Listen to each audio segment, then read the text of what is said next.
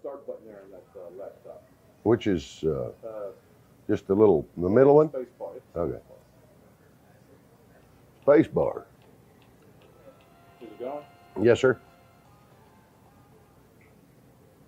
From Atlanta, Georgia, it's the Atlanta. I want you to look at it. Just kind of look at it. Serving up the hottest comedy in the South. Starring. We're pitching you great. You know, being a team would be a lot of fun, but there are drawbacks. You got to split everything.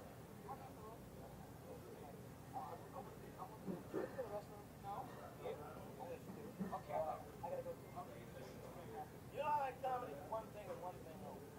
Things allow you to spare time. I mean, Feel free to comment on anything you might see.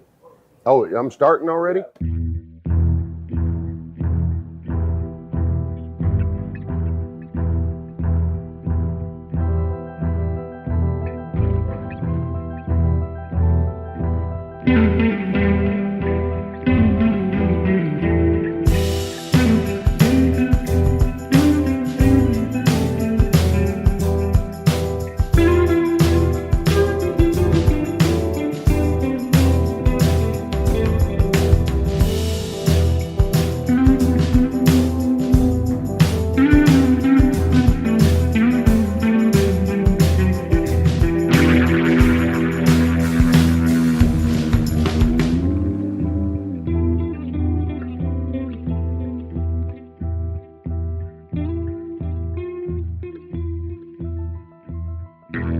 Oh, I'm sitting here looking at J. Anthony Brown, who's now one of the great radio comedians in history. And there's a skinny me talking to Grant Turner, the second funniest human being that ever lived. Next to Jim Carrey, I think Grant Turner's the funniest human being I ever met. I weighed 175 pounds. I'm in my Ward Cleaver outfit. Here's Foxworthy talking about leaving IBM to go into comedy and wondering if he's going to make it.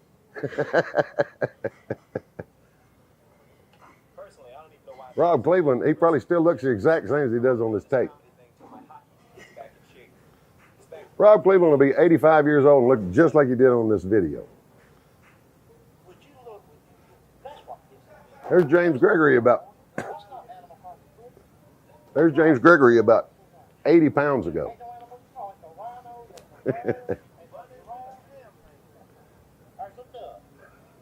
Look, there's a duck.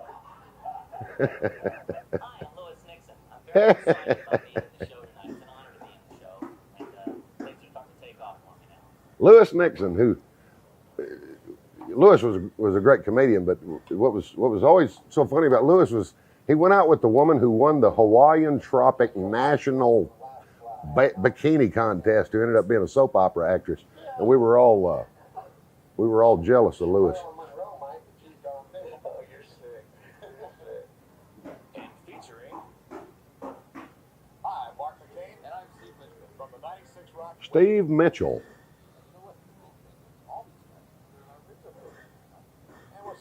There's Steve Mitchell back when he had blonde hair. See, the Steve Mitchell I know has gray hair.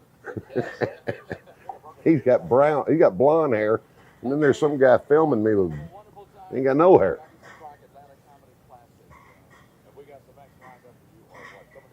Here's 96 Rock doing this. This is back when 96 Rock gave a damn about comedy. Right here on this very stage. Yeah. And not only that. When I die, if I don't go straight to heaven, and God makes I just want to let you know that Tim won, okay, on this one. Okay, he really did. This is something that he had his troubles with the IRS, and now I just tell him, "Oh, go fuck yourselves," okay? Seriously. Anyway, I've known Tim. I knew Tim for 30 years. I represented him for 28 of those 30 years, and in that time, so many things happened that it's very difficult for me to bring all of it back or try and tell a certain story. I will tell some in between. I want to run a quick tape first of Tim, and this is one of his first spots on television. This is way back, and I think, oh God, I think it was 85. It was Evening at the Improv. That's what I want to run, Reg, okay? And you'll see Sally Kellerman was the woman that was introducing him on stage, but this will go for about 4 minutes, and then I'll come back on and we'll bring somebody else back on to tell some stories. And we'll do that all night long if you have the time and the patience to put up with us. Okay? Reg, you ready with that one? Okay, let's go. Turn the lights on.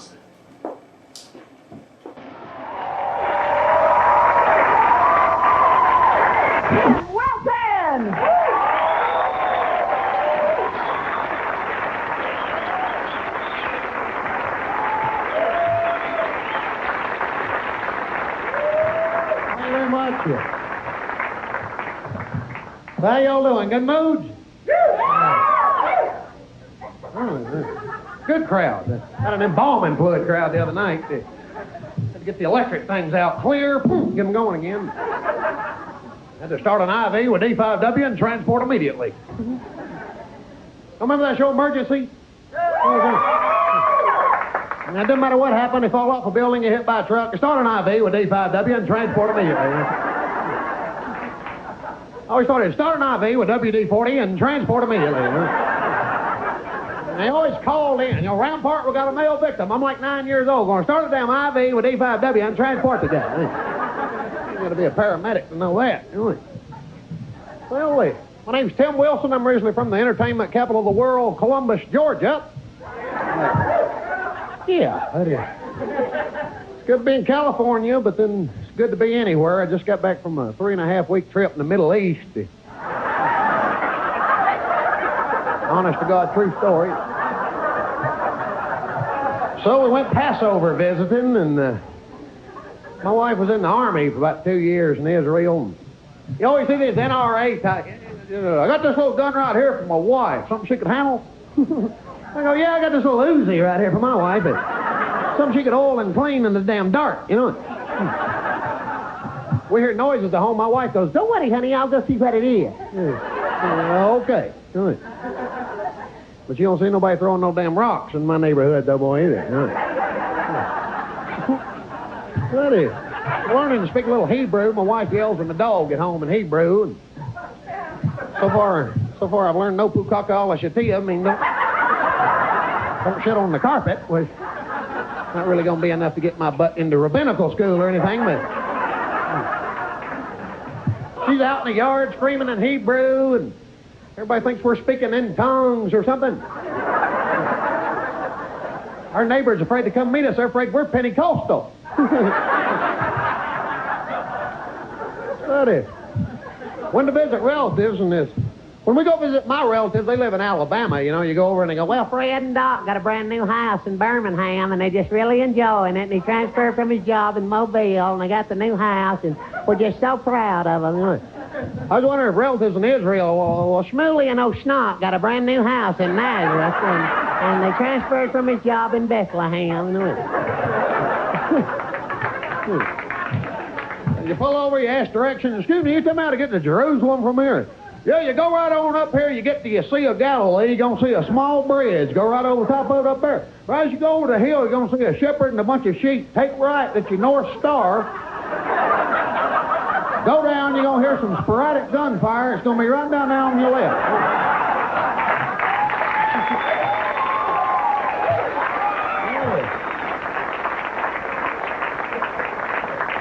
I'm here, and I think it's hotter in here than it was there. Might want to turn those French fry lights up a little bit more. I'm waiting on the bell to go off up here. But I got home from Israel, and I went and flew here to do this show, and my car broke down on the way to the airport. How many of y'all got GM cars here? Yeah, proud of them, too, boy. GM cars get about 30,000 miles on them. Alternator looks the water pump. Goes, how many miles you got? Yeah, let's all fall a damn part right now. Had a thing called a distributor module. Got tore up on my carts. So the points used to be in a distributor cap. Put a little chip out, you put it back on, $35, you're down the road. Took me 9 mechanics to figure out what it was. Well, it sounded like the engine. Yep, it's your whole damn engine. Gonna cost you about $1,200. $1,275. About $1,290. About $1,800. Give my towel. Take me about 6 days to put it on. Hell, you can just stay at our house.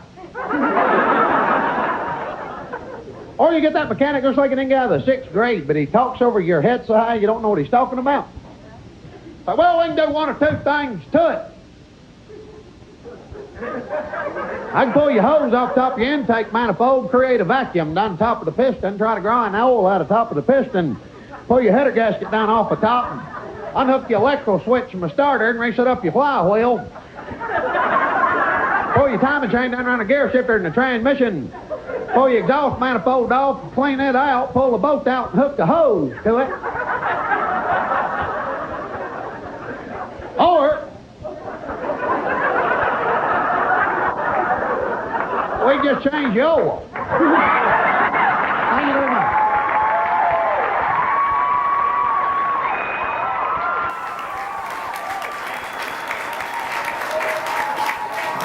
All right. As you can see, that was one of Tim's first TV spots. That was on, I think, 1986 or 87. And that was actually at the Santa Monica Improv, which isn't there any longer. And hopefully the same thing will happen with the one in Atlanta very shortly.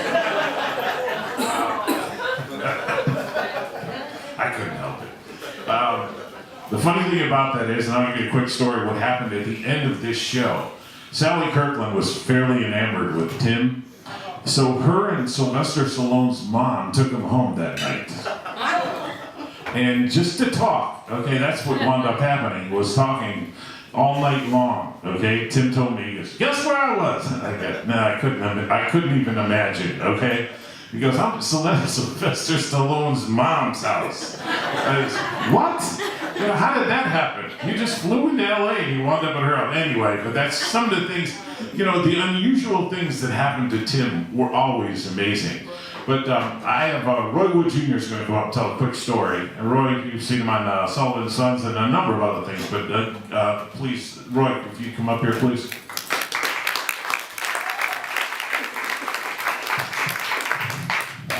Happy to be here. I wasn't able to come to the situation in Columbus. I'll share a quick one. So Tim was like one of the first headliners that I worked for. Like when I started like down south in like Tallahassee and all that stuff. So, you know, you see all the road guys or whatever. And when I was featuring, he was one of the first headliners that I worked for that was kind of like a draw in a sense where you knew the people were there to see him. And like most young comics, I was very cocky. I was very, you know, I was like 21, 22, and you know, I was very, like, as a feature, all you're thinking is, I gotta blow out the headliner. I gotta go on stage and just demolish so hard that the headliner can't possibly follow me. He'll get fired mid-show. They'll put my name on the sign, they'll take his name down, and I'll get paid triple tomorrow night.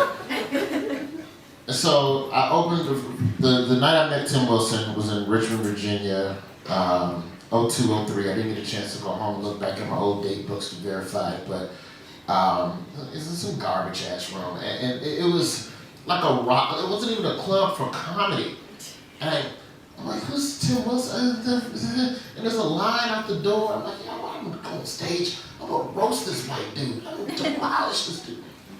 And I go on stage, and I do fairly well. And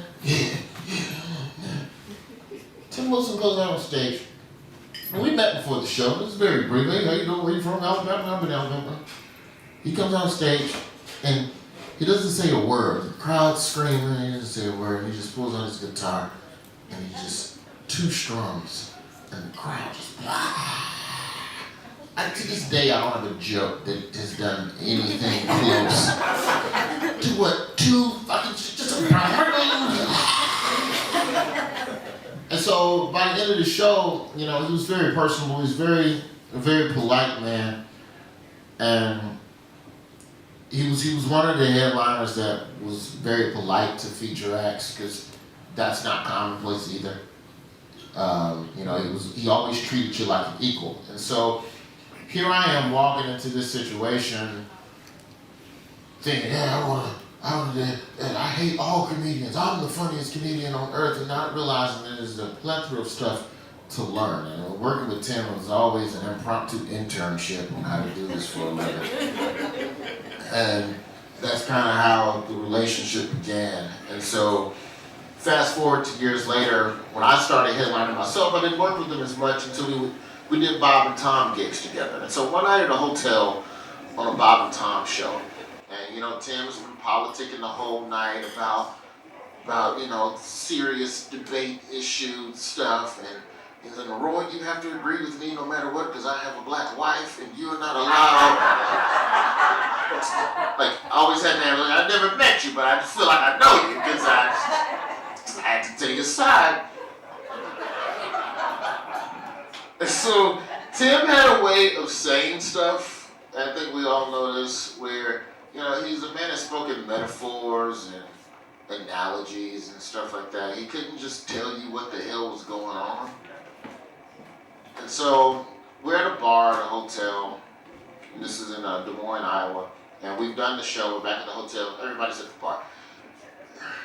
There's one chick at the end of the bar, and I decide I'm gonna say something to her. She's hot, she's curves and everything, and she appears to be alone, and me being the weird stalker I am, I stare her down for like 45 minutes to make sure that she's alone. And I look over at her, and Tim comes over to me. He goes, Roy, see what you're doing? Just because it's a fraud, don't mean it's gonna say ribbit. I go, what? And I write it off as he's drunk. He's drunk. Shut up. You know. He goes, Roy, I'll tell you again. Just because it look like a fraud, don't mean it's gonna say ribbit. No, whatever. So I down another shot of whiskey. I go to the other side of the room and I start talking to this lady. We're talking 5-10 minutes, where you from, what you doing, and you know, I'm saying all this stuff to impress her. Oh, comedian. Yeah, my friends, we all did a comedy show tonight. And like 10 minutes into the conversation, I start noticing certain aspects of the facial features. You know, like you have windows of sobriety. Even when you're drunk, you still have, like every hour, you get like 3 minutes of just legitimate cognitive thought. And that 3 minutes came as I was talking to this lady, and I'm like, this is not a lady. This is a dude. And he's totally into me. Like, I'm hooked him. Like,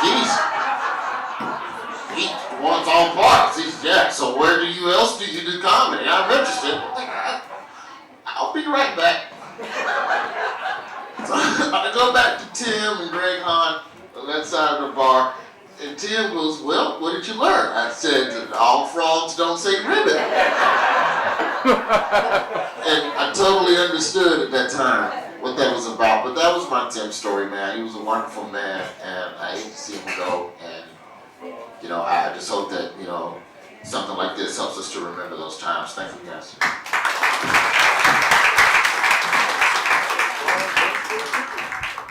Well, sir, how long you been playing the Punchline? I've been working at the Punchline since August of 1983, which is a long time. But for Southern comedians, this is headquarters as far as comedy goes. I mean, the Punchline started comedy in the South, and it, you know, it spread from here. So like James Gregory said, this is the church. Give it up for Mr. Tim Wilson.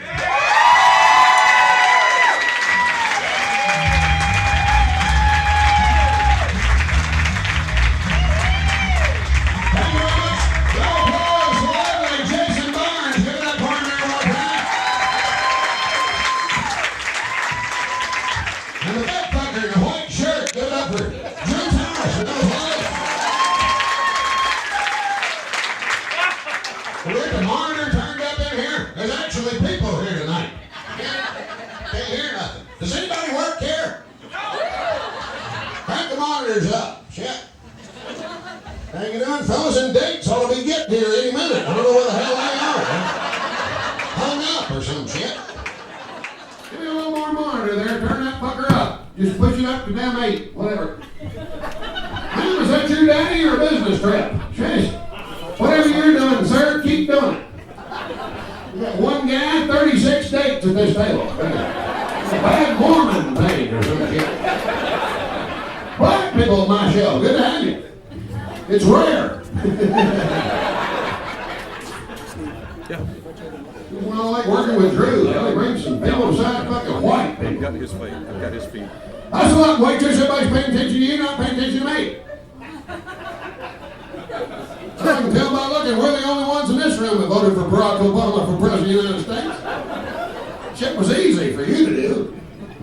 Wasn't easy for me to do. I'm a cracker ass, Georgia ass, cracker ass, Georgia ass. So I hope he don't turn out to be Jimmy Carter with a tan. I couldn't do the McCain thing. My friends, my fellow prisoners. Like voting for Beavis or some shit. Wait a minute, John McCain was in the military. Fuck, Lee Harvey Oswald was in the military. Benedict Arnold was in the military. Jimi Hendrix was a paratrooper. My cousin was in Vietnam. Hell, he's framing houses in North Georgia. I don't want that asshole being president. He might make a pretty good FEMA director. Huggies never shows up. He knows quite a bit about judging show horses. Which was W's criteria for FEMA director. The only FEMA I saw Katrina was Kafema Jackson. She's holding a big armload of Huggies going, where are those motherfuckers? Felt bad for the people in Mississippi lost their houses. But I didn't really feel all that bad about it. I almost lost a house on a blackjack table in Biloxi, Mississippi. And those people didn't give a fuck. I didn't see a $2,000 credit card and a Red Cross truck waiting on my ass. Left out of Mississippi. And I specifically remember when I doubled down on that 11 and that Mississippi woman hit me with a 2. I think I said, dear God, if you ever get a chance to blow these assholes away with a hurricane. So I'm starting to think it was me. So Cherokee gets hit by locusts. You'll know it was me. Losing my ass on a let it ride table up there. Who do I have to blow to get the monitors turned on in this club? Hello? Does anybody work here? Last show I had a problem. I got $3,000 worth of monitors. I can't hear a damn thing. If anybody decides to go back to fucking work, especially the sound man, we turn the monitors up just a tad. And while we're at it, if I get a bar towel, one of the waitresses, no real hurry on it, just try to get it here today.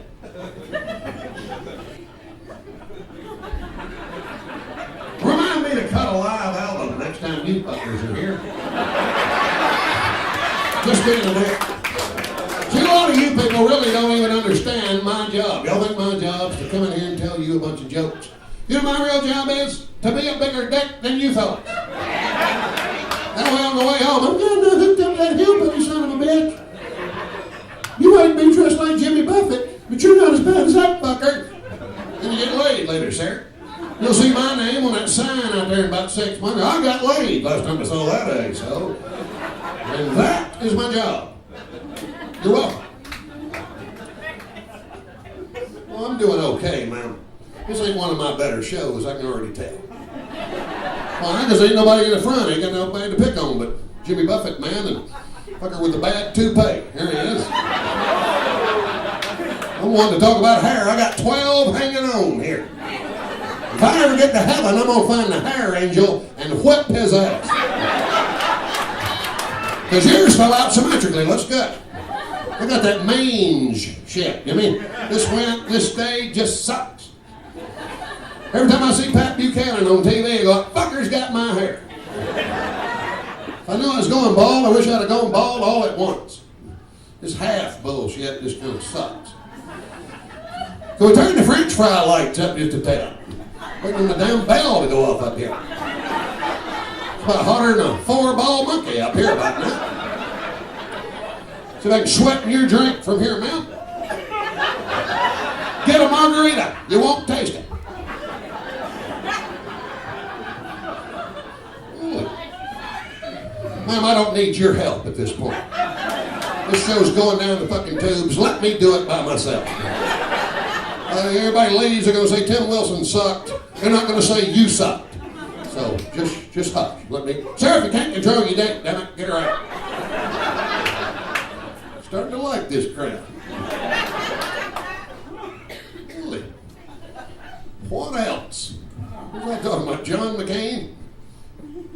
War hero. Yeah, my ass, you're a POW. Ross McGinnis, war hero.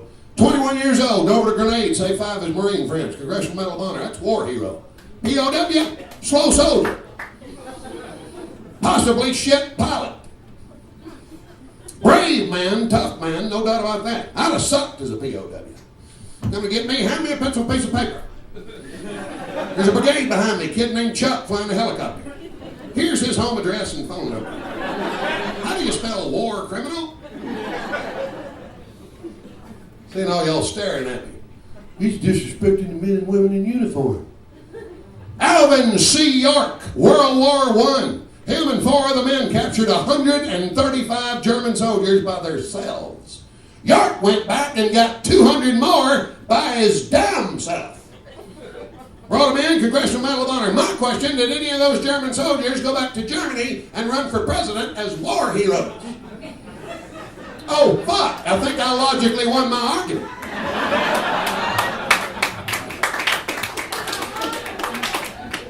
Let's get one thing across before we go any further. I've been in this shit 28 years. I started on this stage when I was about 21 years old. There ain't nobody in a 300-mile radius of here that knows more about stand-up comedy than me. So if I think something's relatively fucking humorous, odds are it is. And watch a bunch of civilians staring at my ass. See, Drew's here because he can make women laugh. I can't make a woman laugh for any reason. They have no fucking desire to laugh at anything I say. See, ladies always say, oh, I want a guy with a sense of humor. No, they don't. They want a guy who'll laugh at shit they say. Big difference.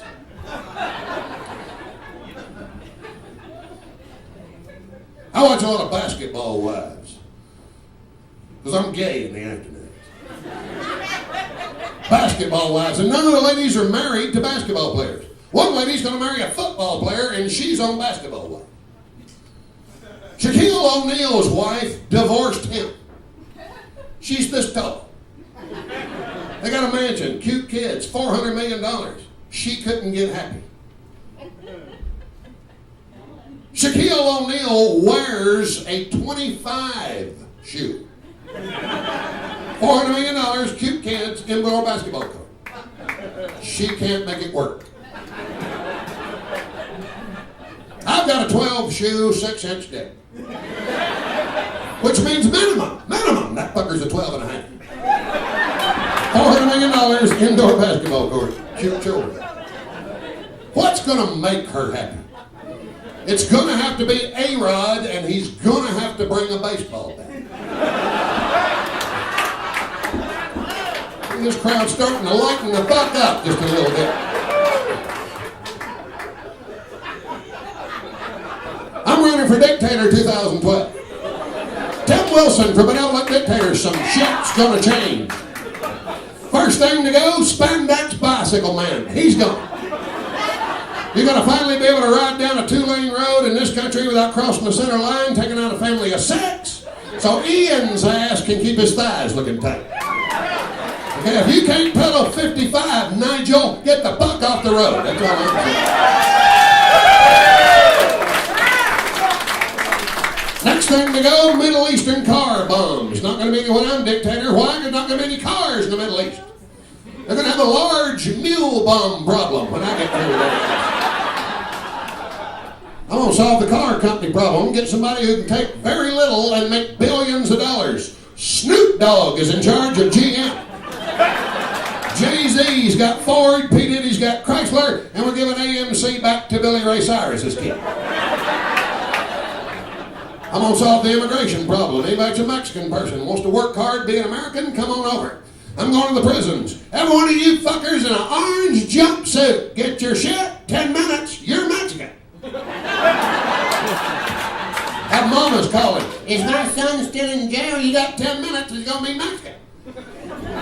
But he didn't take Spanish in high school.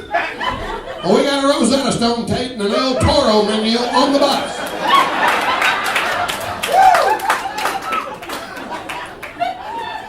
Starting to like this crap. He's wearing an old Atlanta Braves hat. Good to have you, sir. See, I'm from Georgia. I lived in Atlanta for 20 years. I grew up, I remember when the Atlanta Braves couldn't win a good church league game. I'm talking about the Mike Lum years. Remember those years? He's a hitting coach somewhere. Fuck.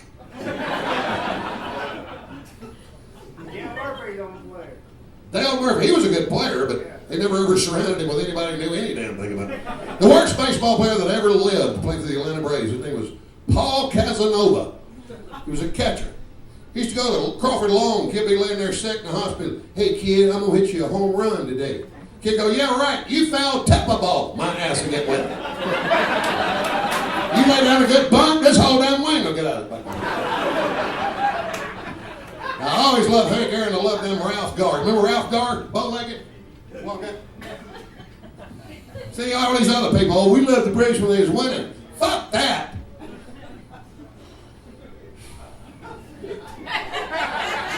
Go on to something else.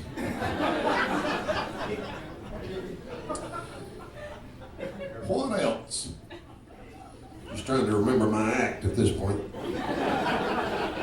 Sir, I ain't seen this much cleavage since I played 9 holes with Tiger Woods. You're killing me. Whatever you're doing, keep doing it. Can't even damn concentrate up here. Is Dog the Bounty Hunter still on TV? What channel is he on? A&E. Well, fuck, that's why I couldn't find it. When I think of arts and entertainment, I don't really think of pepper spray. You know what I'm saying? They ought to have them on a religious network. Hell, they pray and cry more than Jim and Tammy Baker on that damn show. If I ever skip bail, that's who I won't chasing me, though. Who is it? Well, it's either the cops or the bass player from Molly Hatchet. He's here with a roller derby woman and 2 Ferris wheel ticket takers. They're here to take your ass back to the pokey. Dog's wife in a bathing suit will just about ruin Hawaii for you. You know what I'm saying? She's one of the few women in the world who can actually fuck up Dollywood. Lord knows that ain't easy to do.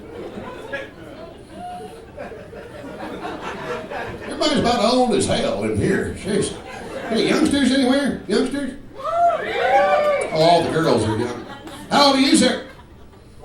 26. Don't know shit.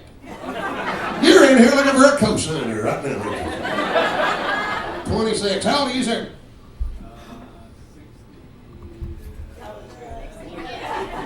Me and him used to do a thing called go outside and play. It was like a weird thing. You lived in a house, and there was a road in front of your house you could actually cross without a booster seat or an eggshell bicycle fucking helmet. And there were people who lived in that house who actually knew you. And you'd knock on the door and go outside and play with their kid till it got dark. With a thing called a stick. And then your mom would come to the door and say, it's time for a thing that we used to call dinner. That's way back. Women would do a thing called cook. And there'd be like 4 or 5 pots on the stove. Like just some lasagna they were proud of in the Kroger's and shit. We used to ride our bikes to the damn store by our damn selves.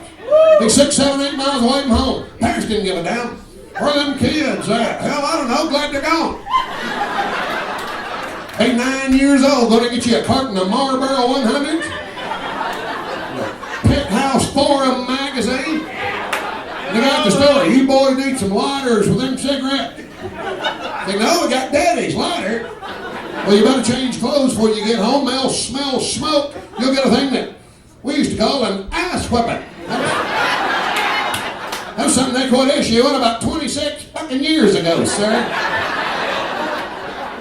When you get a beer gut and no hair, you're going to understand how much 26 gripes my ass. We didn't have any bicycles like you little fuckers had.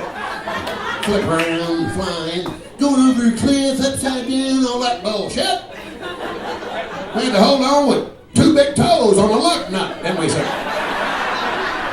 And a sissy bar, banana seat, easy rider handlebars. You go flipping that damn thing around, you get a scrotum sack on your reflector. 26.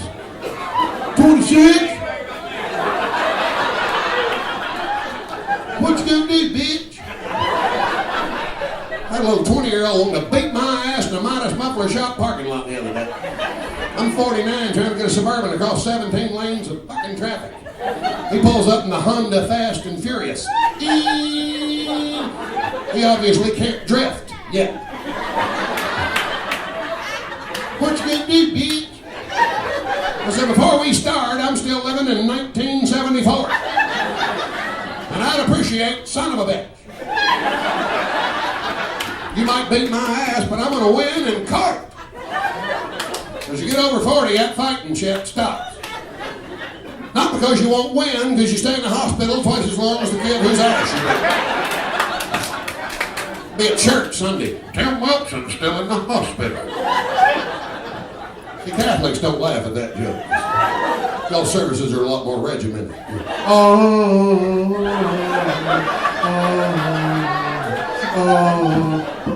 The Baptist, Tim Wilson's having some tests run Tuesday. It's some sort of testicular shit. A 20-year-old kicked him in the nuts without a smoking shot. We're going to keep him and his family in our prayer. 26. Let me explain something to you, sir. Me and him and fuck him. We grew up in cars with no air conditioning. Our entire childhood was spent with our ass melted to a vinyl seat. 100-degree heat. And then once in a while your daddy'd have mercy on you. Open them little triangle windows up in the light.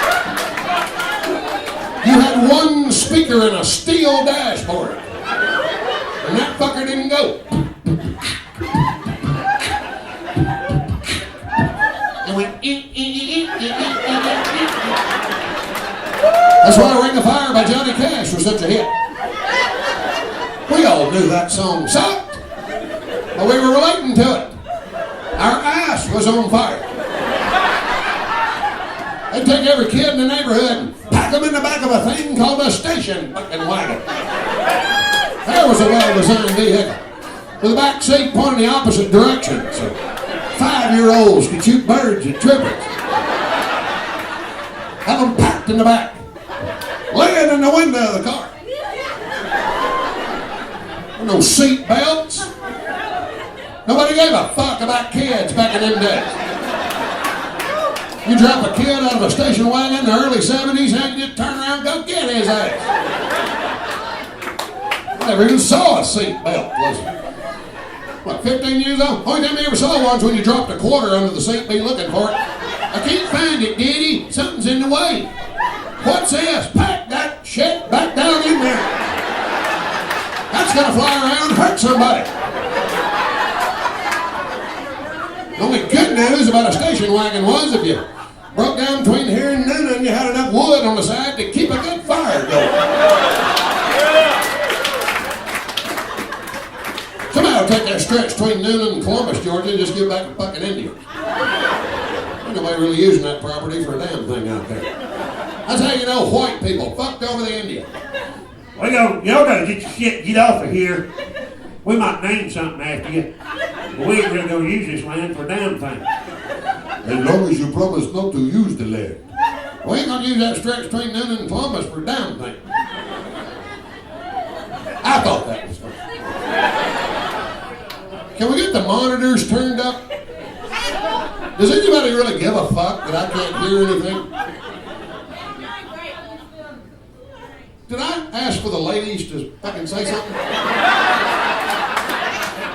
These fellas, these tables, y'all got to step up and get these women to hush. Ma'am, I don't live in 2011. I'm still in about 71. I ain't leaving the fucking 70s. Fuck all this shit they got going now. Do I look like I have a Twitter page, ma'am? Do I look like the peer pressure type? My daddy was the assistant principal of a junior high school for 25 years. I got my ass beat by a professional. Drop a dime on the ground, reach over, pick it up, boom, tag it. To this day, every time I see Roosevelt's face, I want to grab my ankle. Corporal punishment only creates inner turmoil in the child. What's your negative response? My daddy whooped the preacher and 3 of the pallbearers at his funeral. That's a true story. They won't let kids pray in school. Then they wonder why test scores are going down. I'm just praying for monitor. That's all I'm praying for. It's about right there. Turn the fucker up, Reverend. Have a good show. You had a good show in this club all fucking week. Grew up in Georgia. I live in Kentucky now. They got electricity up there. I guess it's Sandy Springs Incorporated or something. They can't get fucking electricity on. Am I on some sort of blooper show or some shit?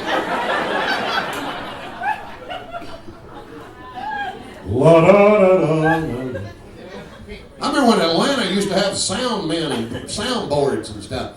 Back when we had great bands. Skinner, Run the Rhythm Section, Allman Brothers, all that. Now they got a bunch of fucking stereo owners. We'll move on to something else. Our next guest earned a degree in English, and then he began a career as a serious songwriter. That's why he's now in comedy. Ladies and gentlemen, please welcome Tim Wilson.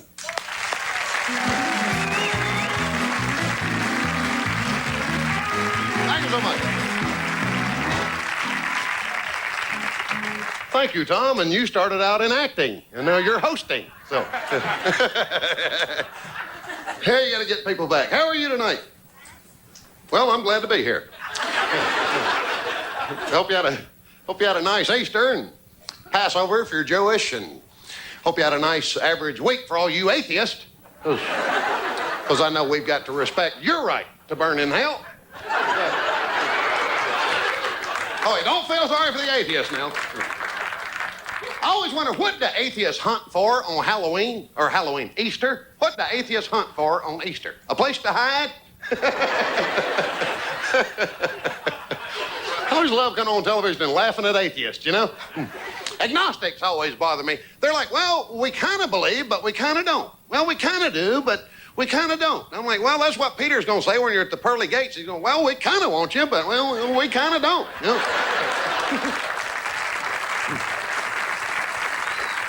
Have a round of applause for Easter. Thank you very much. I had kind of a weird Easter this year, boy.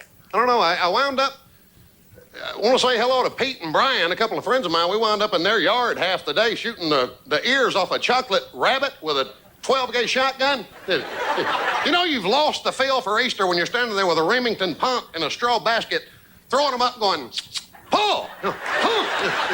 Something just ain't right about that. I don't know. But considering it's Egg Week, I just wanted to throw in this little egg story. This is true. It really happened to me. I stopped at a place called Huddle House, which I hope they're not a sponsor. Stopped at Huddle House. Y'all know Huddle House? Not a bad place, Huddle House. You're not quite good enough to be at Waffle House. You're at Huddle House, you know?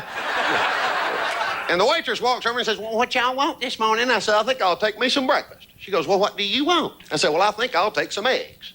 She said, well, do you want regular eggs or do you want egg substitute? I said, well, I think I'll try some of that egg substitute. She said, well, how you want that cooked? I said, boiled. I want to see what kind of shell this comes in. It's a scary world. Well, folks, I'll play you a song here. I'll guarantee you, if you fill out your ballots, go ahead and fill it out, bet your money, because I guarantee you this song is going to win Song of the Year, CMA Awards 1996, and I wrote it. So, this is a guarantee. This is the stupidest song ever written. George Bush, George Burns, George Jones, George Benson, George C. Scott, George Reeves, George Wallace, George Hallis, George Washington Carver, George Jefferson, George Jetson, George Peppard, George Harrison.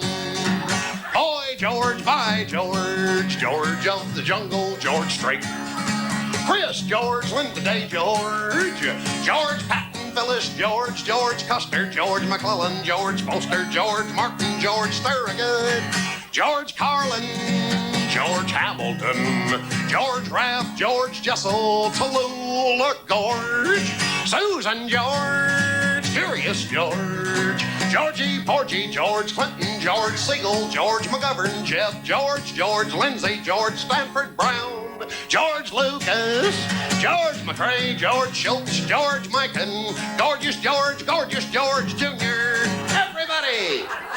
George Orwell, George Tom Wolfhard, George Goebel, George Michael, George Foreman, Chuck George, a guy I used to go to high school with, Georgetown, George Naismith, George Will, George Montgomery, George Steinbrenner, Georgie Fame, George from Mice and Men, George Allen, George Rogers, George Gipp the Gipper, George Gershwin, George Gervin, Machine Gun Kelly, his name was George Zaharias, George Kennedy, George Brett, George Mitchell, George Stephanopoulos, Chief Dan George, George Blanda, George Plimpton, George McGinnis, George Rogers Clark, George Bernard Shaw, George Seifert, Eddie George, George the Animal Steele, George Pappas the Bowler, and for all you party animals, George Dickel.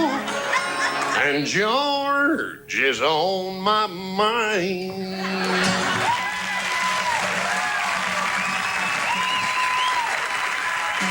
Thank you very much, folks. God bless you. Thank you.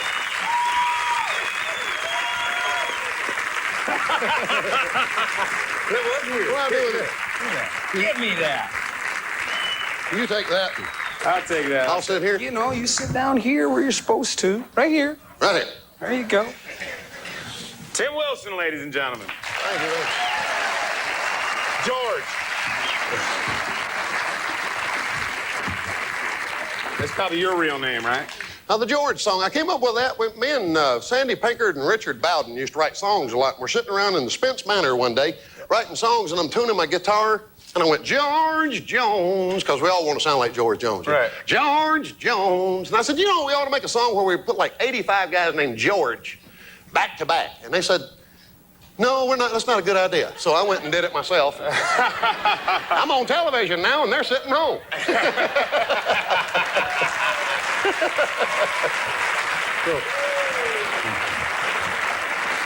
Too funny. English degree. What'd you do with an English degree?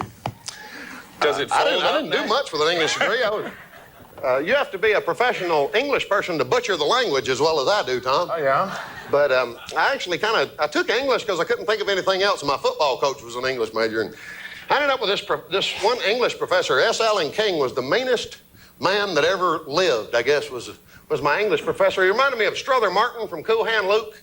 Remember him? What we have here. What we have, you're going to have to get your mind right. And I do mean right. We'd have like 150 grammar sentences. I'd show up for class. We'd walk in, the bell would ring. He'd go, Mr. Wilson, number 1. And I'd do it. Mr. Wilson, number 2. I'd do it. And we'd just keep going until the end of the class, the bell rang, and I kept going the whole class. So Okay. we had He picked on you. fair to communicate, me and him. But I'm technically qualified to teach your children grammar. It's a sorry world, isn't it? I like it. I like it. How much do you use, you know, the Southern influence in your humor? I mean, do you think that really defines what you do? Well, Does it give you a certain amount of latitude? Well, we're getting kind of analytical about comedy here. It sorry, defines me to most people because, you know, obviously I have a very thick Southern accent. And I don't know. I mean, I could talk about anything and it sounds Southern. You know what I mean? Right. I could talk about I always tell people I could talk about the 57 Senate hearings, and it would sound like a Southern comedy bit. So, but some people think you might can get away with more being a Southerner. A lot of times I think it hinders you a little bit because there's, some topics that are just, when you're a Southerner, people don't cut you a lot of slack. I don't know, Well, it's like for some reason, there's a certain. They tend to question intelligence a little bit once in a while. When well, you're coming I out don't worry about intelligence questions. Mine's been questioned long ago, and I got over that. But I don't know. That's a hard question. Well, then we'll forget about it. I'm not intelligent enough to answer that question. No. But you've got a degree. Yeah, I got a degree. I was the only guy that ever made. Man. Well, you dropped. I was the only guy that ever made 2 D's in his major and still got through. So I was home writing intelligent songs like the George song. There you go. Great ones like Acid Country. Oh, hey. Tell me about you got a charity golf tournament coming up. Yeah, I think in about 2 weeks I'm going to play in a thing called it's the Ronald McDonald House charity. It's putting on a show down in Columbus, Georgia, and I finished doing a week in a theater there this past weekend, and we're going to do it again in 2 weeks. Hometown? Yeah, that's my hometown, Columbus, Georgia, which is thank you very much. Which is where Coca-Cola was originally invented in Columbus, Georgia, 1886. And Dr. John Pemberton started out putting, I don't want to talk about it, but started out putting cocaine in the Coca-Cola. Had a little snap to it, didn't it? Well, they started putting straws in the top of the bottle. But yeah, we'll be down there in 2 weeks doing that. I'm going to be in Myrtle Beach, South Carolina tomorrow night. And it's Tuesday and Wednesday night at the Comedy Cabana down there. I want to get my plug in. You got to get that in. So we'll be there tomorrow night. And if you're in Myrtle Beach, come see us. If y'all going to Myrtle Beach, let's just get in the car and we'll all go together. That's right. He'll sing the George song the whole way, too. I'm thinking about writing a song about the amendments. Yeah? Like the first through the... How many amendments are there? 24. 24? I'm thinking about writing a song called the Amendment Song. So if y'all hear it, or you hear it from somebody else, they stole it from me. So I can see you people just ready to go out and buy that record. You know what I mean?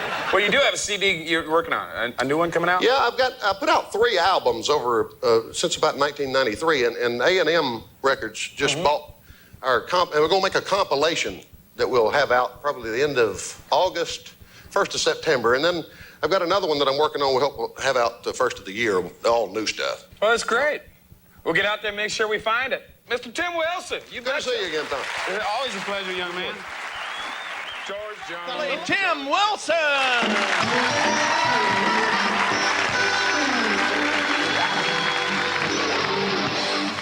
Thank you very much. How are you doing tonight? Good, man. Thank you very much. My name is Tim Wilson. I'm originally from the entertainment capital of the world, Columbus, Georgia. Yeah. But it's good to be here. Drove here, and my car broke down in beautiful Laverne, Tennessee on the way here. Not a bad town, but one of those pockets of America where it looks like education might still be against the law. Looks like you pull out of the library late at night, and a cop pull you over, and, son, you been thinking tonight? Yes, sir, I've been thinking, but I don't think I'm thunk. Well, your eyes is kind of red. How much you had to read tonight, son? Well, I had a couple of books, but I don't think I had more than 2. Well, what you got in the back seat in the Walden bookstore sack? Is that literary material in the car? Yes, sir, but a friend of mine left that in here. I didn't leave it in here. Well, friend or not, you know it's illegal to have literary material in this county. Has it been open? Been open, but it ain't open now. You been a smart buck with me, son? Are you showing a degree of intelligence to a Tennessee state trooper? How about you step out of the car? I'm gonna give you an IQ test.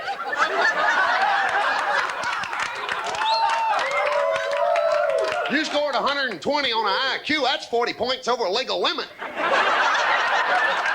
We're gonna take you down to the Laverne Thunk Tank. I got a 260-pound transvestite history teacher just gonna love you, son. Kind of one of those towns.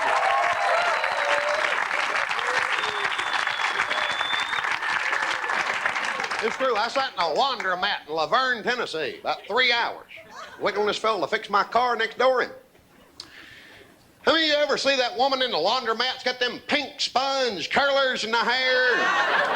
The polyester shorts about 19 sizes too small. The panty lines, and you don't want to see them. Dirt around the ankles, a dozen kids are all named Sheila. They're a rough woman.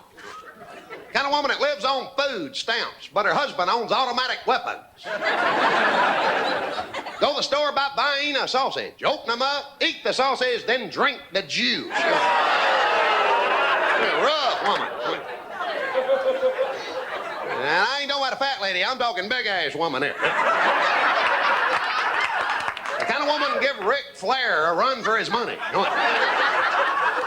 Kids' clothes are dirty as hell, but they live at the laundromat. It's like they run out of quarters or something. Oh. Thank you very much. You've been a lot of fun. Okay, that was from Williams and Green. You can see, you know, Tim would give up material that most comics would kill for, okay? He quit doing that bit. He would never do that bit again, and it used to drive me nuts because it was one of the best bits I think anybody ever written, you know, about learning. And it's just, you know, he just used to get tired of his material, and when he got tired of it, he said he wouldn't play it anymore. And I said, well, damn. I said, what happened if Leonard Skinner decided to do that with Freebird? You know, if you go to a concert and not play Freebird, you'd have a riot on your hands. But Tim never really got into that. He said, oh, that's too bad. They ain't hearing it. I said, okay, whatever. I have one aunt that loves commercialized religion more than anybody in the world. She like buys those little cloths they sell, sends money, worries, that kind of stuff. Thanks in the back there, ma'am. Her favorite preacher, my favorite preacher, from Baton Rouge, Louisiana, Brother Jimmy Swaggart, ladies and gentlemen.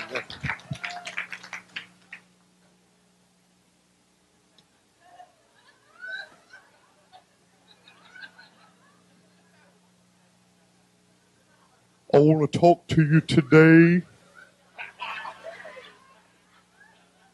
The United States of America is going through one of the biggest problem eras it's ever faced in the history of this country. Our young people listening to this demonic, diabolical, secular, humanistic, heavy, hard, heavy metal, acid rock, heavy illicit sex-filled, homosexuality-filled, nasty, trashy, vile, perverted, family-destructing, fire-breathing, hell-bound, unnatural, ungospel, unbiblical, ungodly rock, hard, acid, heavy metal music.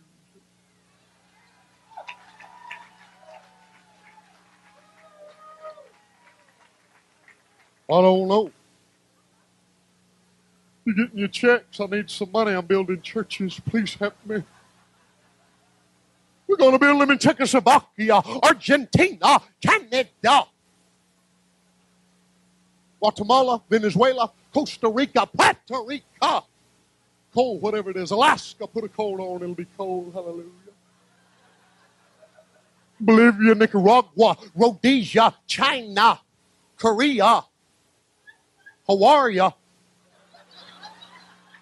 Marietta, we're going to build it right across from the Big Chicken where we're going to put it. We were in a hotel room the other day, we were in a hotel room the other day. The telephone rang, I didn't really want to answer it.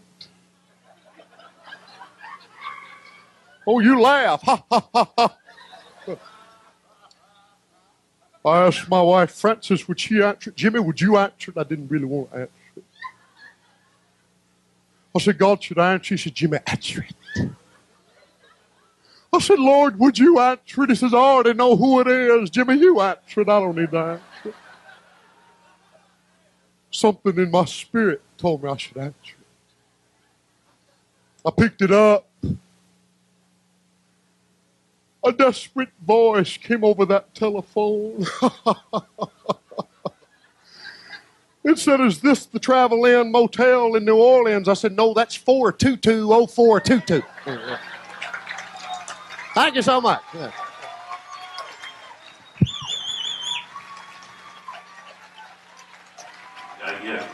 Talk about songwriting just for a second. You know, Tim would, we were together a long time, so Tim would always call me from the side of the road, and Tim would carry quarters with him. This is way back before cell phones, beepers, or anything. He'd stop, usually somewhere by Monteagle, on his way to Nashville or something, and call me at a payphone and say, "Chris, what do you think of this?" And he'd sing a verse of a song. I had the first part. I said, "Okay."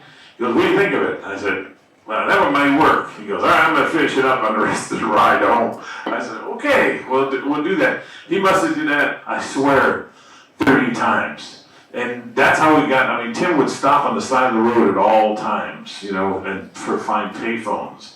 I was with him a couple times, and we, Tim, early on, when he had his first record, the one he did himself, and he actually recorded it here and sold it out of the trunk of his car, it was on a little cassette.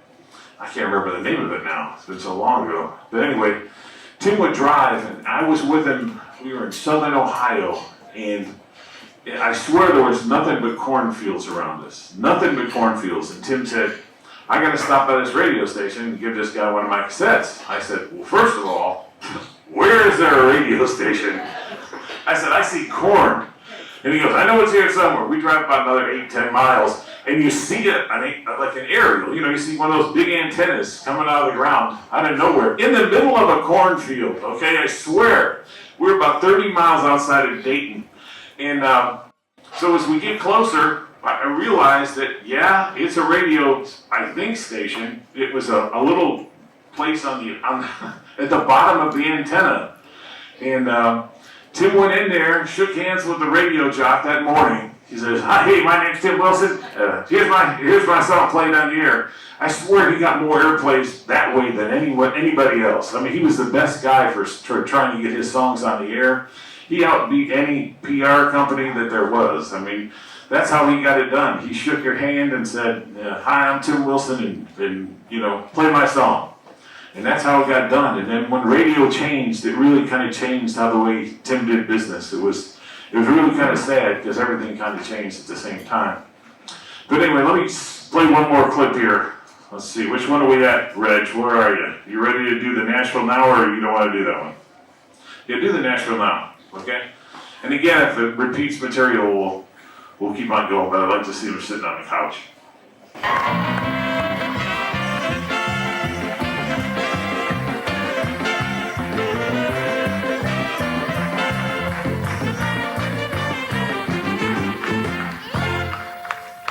Thank you very much. How are y'all tonight? Good mood. Before we get started, I want to just start out by asking, how many people here are as sick to death of hearing about ice skating as I am right now? There you go. I think if these ice skaters are going to start calling themselves athletes, they're going to have to toughen up just a little bit.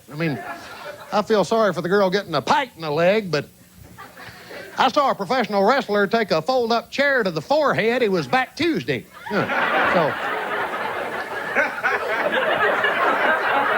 I think that's what we need to do with this Harding and Kerrigan is throw them in a Texas cage match and loser leaves town. What do you figure? All right.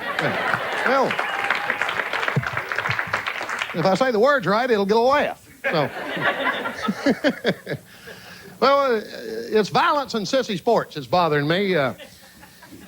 So far, we've had a tennis player get stabbed in the back. We got a soccer player stabbed in the back. Now we got an ice skater gets a metal rod to the knee area. I'm just hoping that a pro bowler don't get shot in the next month. What do you figure, huh? Wouldn't you hate to see ugly shoes for a month? Wouldn't that be scary? Yeah, Tanya is obviously a great skater, but I think she's in the wrong sport. She ought to be in roller derby. That's what I think she should be doing.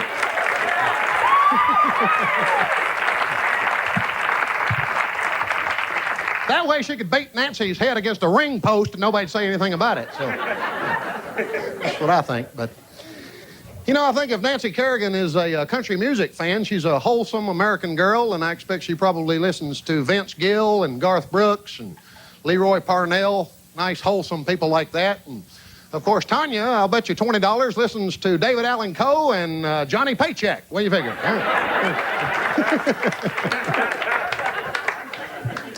Well, I drove here, and my car broke down in beautiful Ringgold, Georgia, on the way here. Anybody, you from Ringgold, ma'am? The marriage capital of the world, Ringgold, Georgia. They'll marry anybody in Ringgold. It's the marriage capital of the South, is what they call it. You got to be careful who you're standing next to. I mean, if you're just standing next to a woman, you'll end up married to her and filing a joint tax return. So you got to be careful. But my car broke down there. You can't find a mechanic in a service station anymore. Remember when you used to could pull into a service station and a little greasy guy'd walk out and go, check that oil for you? And you go, no, shoot, get away from my car. Yeah. Well, he did. I don't know where he went, but he's gone.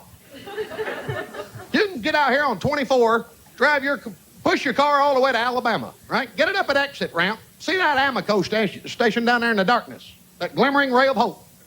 Roll your car down there. Do you get a mechanic? No. What do you get? You get a fat lady selling Cheetos who won't open the door for you. That's what you get.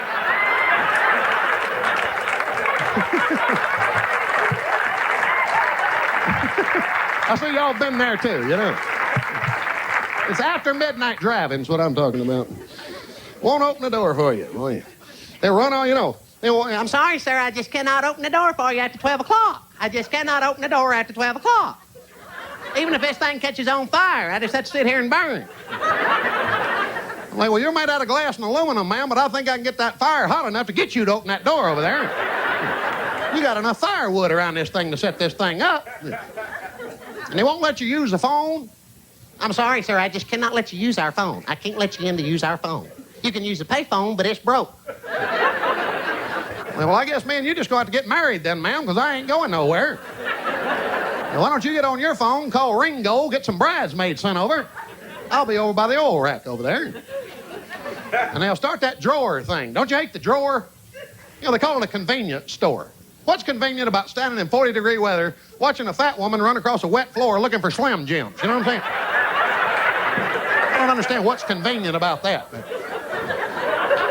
I run them around when they start that drawer thing. Ma'am, I want a Coca-Cola, pack of M&Ms, chicken salad sandwich. I'm going to be here a while, a magazine. Oh, what the hell? We're going to a lottery ticket. She'll get back with a Coke. I don't think I want a Coke. I got a Snapple pink lemonade, ma'am. Run back there and get that. Not the mango, ma'am, the Snapple pink lemonade.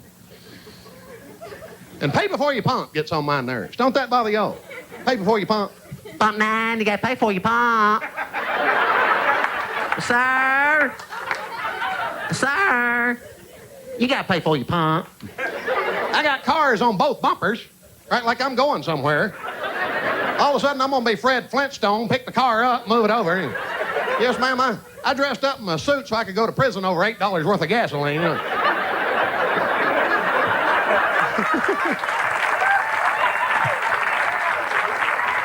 Thank you. You ever notice that the women in these stores that think you'll steal all look like they have husbands in the penitentiary? Anybody else notice that? Well, I'll leave you with this. I came home the other day. Something tickled me. I walked in and told my wife, I said, well, I'm going to be out on the road. I'm going to be working like a dog for the next month. She said, well, it's better to work like a dog than live like a dog.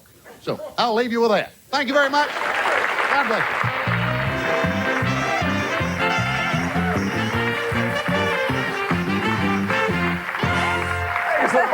Have a seat.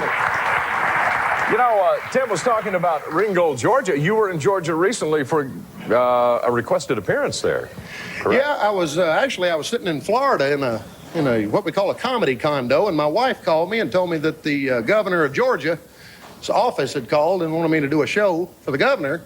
And you can't really turn the governor down, you know, because, you know, you start thinking, well, you know, maybe I'll wind up on death row sometime or something. Yeah, yeah. You know, need a little help. Yeah. And so you did the performance. Yeah, I did it. It was performance, right? Yeah, it was a show for the state legislators of Georgia, the northern half of the state. Do they have a sense of humor? They did that night. Good. Okay. Well, the album is called Tough Crowd, and I have to ask you, there is a piece in here called Garth Brooks Has Ruined My Life. Yeah, that was a song that we had out. Can't remember exactly when it was out, but it got on the Billboard chart for a couple of weeks, which was kind of a shocker for us. And it like I always tell people, went in at 70 and then it had fingernail marks all the way down to 75, and then it dropped on out. But that record did well for us, and we're on an independent label, and it's a comedy song, so we were pretty proud of it. I don't think Garth Brooks was real crazy about it. Well, Probably not. so it's on the Tough Crowd album, right? Right, that's on an album on Southern Tracks Records, which is in Atlanta, Georgia. We have an 800 number if you would like to check on the, well, there he is in his shorts singing to a dog. Yeah, it says radio That is a sampler Tough on Crowd there. right there. Yeah, this is a little promo copy. 1-800-925-6937 for information on Tough Crowd, and you have a new album coming out in March called... We're going to call it Waking Up the Neighborhood. It's going to be the name of that one. I had my next door neighbor, who is a lady who I wouldn't even say her name on television, wouldn't give her the pleasure. But she took me to court over my Pomeranian. I don't know if you've ever seen a Pomeranian. Little bitty dog. Yeah. Let's put it this way. This dog is so small, he's afraid of my cat. That's how big he is. I have squirrels in the yard that are giving my dog a run for his money. All right, so the story is on the album? No, I wrote a song about her. Oh, okay. A song called I Despise My Next Door Neighbor, which will probably be the single. Okay. All right. Watch for that. Okay. Watch for that from Tim Wilson, and watch for more Music City tonight right after this break. My wife was at Paula Deen on Food Network. Hey, yo. I'm Southern as a chicken. That woman's like some sort of leftover Confederate spy or some shit, whose job is to poison as many Indiana women with a bunch of food that doesn't actually exist. And she's making up stuff at this point. Today, y'all, we're gonna make a cat shit pork chop with 400 pounds of butter in it. They get their blood pressure about 1,000 over 200. Thanks for killing my uncle, Paula. Had you go to her house for Christmas, you wouldn't have eggnog, you'd have egg club. Today, y'all, we're gonna make some barbecue ribs that fall off the fucking bone. I don't want my ribs falling off the damn bone. I want a bone and a rib. If I don't want a bone and a rib, I'd have got pulled pork. If I don't want a bone anywhere close to a rib, I'd have got a McRib. You ever take the bone off one of them, got that fake ass bone? Well, I guess y'all are just a lot more sophisticated than me. 26. You play Little League Baseball, sir? No, I don't. You're a puss. Did you play any kind of organized youth sports at all? Or? You got a little plastic ass trophy for participating, dude, didn't you, sir? They didn't even put your name on it, just mailed it to you. We never got trophies. Not unless you hit a home run, won a championship. Marble bottom damn trophy. Too heavy to mail. Tall thing made out of lead and mercury. Painted in China. And your mother had never ever seen a trophy. Oh my gosh, I've never seen an actual successful person. Can I lick the mercury off your trophy? Because y'all didn't grow up, y'all grew up scared of mercury. Won't fish, won't eat sushi. Ooh, mercury will get us. Ooh, mercury. We won't pass a thermometer without tearing it in half. Is that real mercury? We used to go to school, kids, put your math books down, get your science book out, get your mercury back out. Yours is dripping off the desk, pick that up. You got some in your eye. So you had a carpeted school and air conditioning. We had asbestos linoleum tile, 35 windows open. The only thing blowing was asbestos. You wanted air, you had to call Cliff at maintenance. Cliff, it's hotter than butt and 2B. Get a sky blue fan, roll down here at 2B. These kids are in a sweat down here, Cliff. On the shake. So you went to school, you had to make sure that each child had the tools of learning and success, and access to a computer. We didn't have access to a damn thing. I saw Neil Armstrong walk on the moon in 1969. I almost didn't get to see it because Doris Johnson from Audio Visual wouldn't hurry the fuck up with the TV. And Johnson, they almost on the moon. Get the TV down here. I don't want these kids to miss this. They drank the Tang already. Tell Cliff to bring that fucking fan. So you had a drug problem at your school.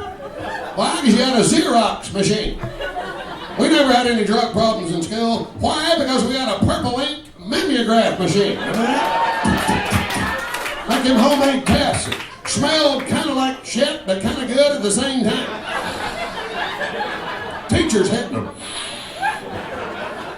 Now, Johnson, can we get some more purple mimeograph ink to TV? Tell Cliff to forget the fan. It was America. We grew up in America. Y'all grew up in what I call America-pus.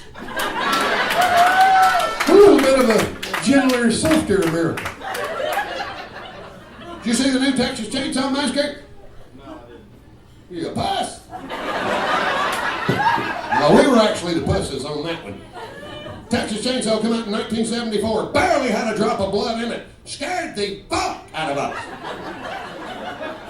You had to like reach over and pick your fuck up.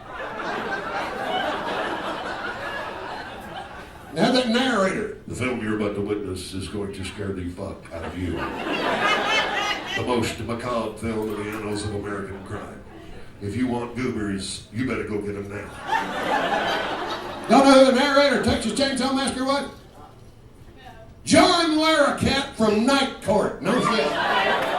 You gotta learn some shit on my show, man. Larry, the cable guy, don't give a fuck about you, man. I'm worried sick about you. He's trying to make a payment on a Lear jet. I'm trying to make a payment on a Lear truck cover. Help me. Texas Chainsaw, they had that van full of hippies. And that one girl's brother was crippled. He wasn't handicapped, it was 1974, he was crippled. Handicapped didn't come out to 76. It was Jimmy Carter. Here we go through the woods in a wheelchair. Oh yeah, he's gonna live. See, your Texas Chainsaw Massacre, he had some sort of a bacterial infection in his nose and it caused his nose to fall off, and the other kids at school didn't understand and they treated him terribly, and his mother was trying to make ends meet working as a single mom, and she lost her pension and her insurance, and it was George W.'s fault because that fucker was from Texas.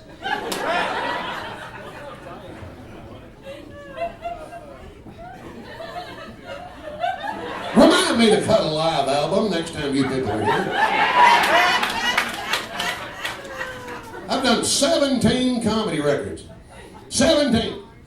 I've been on Capitol Records longer than the Beatles were. They did 2 billion units. I'm barely aluminum. But this is the show I drove 28 years to get to. And you fuckers are going to be entertained if I have to be here till 4 in the fucking morning.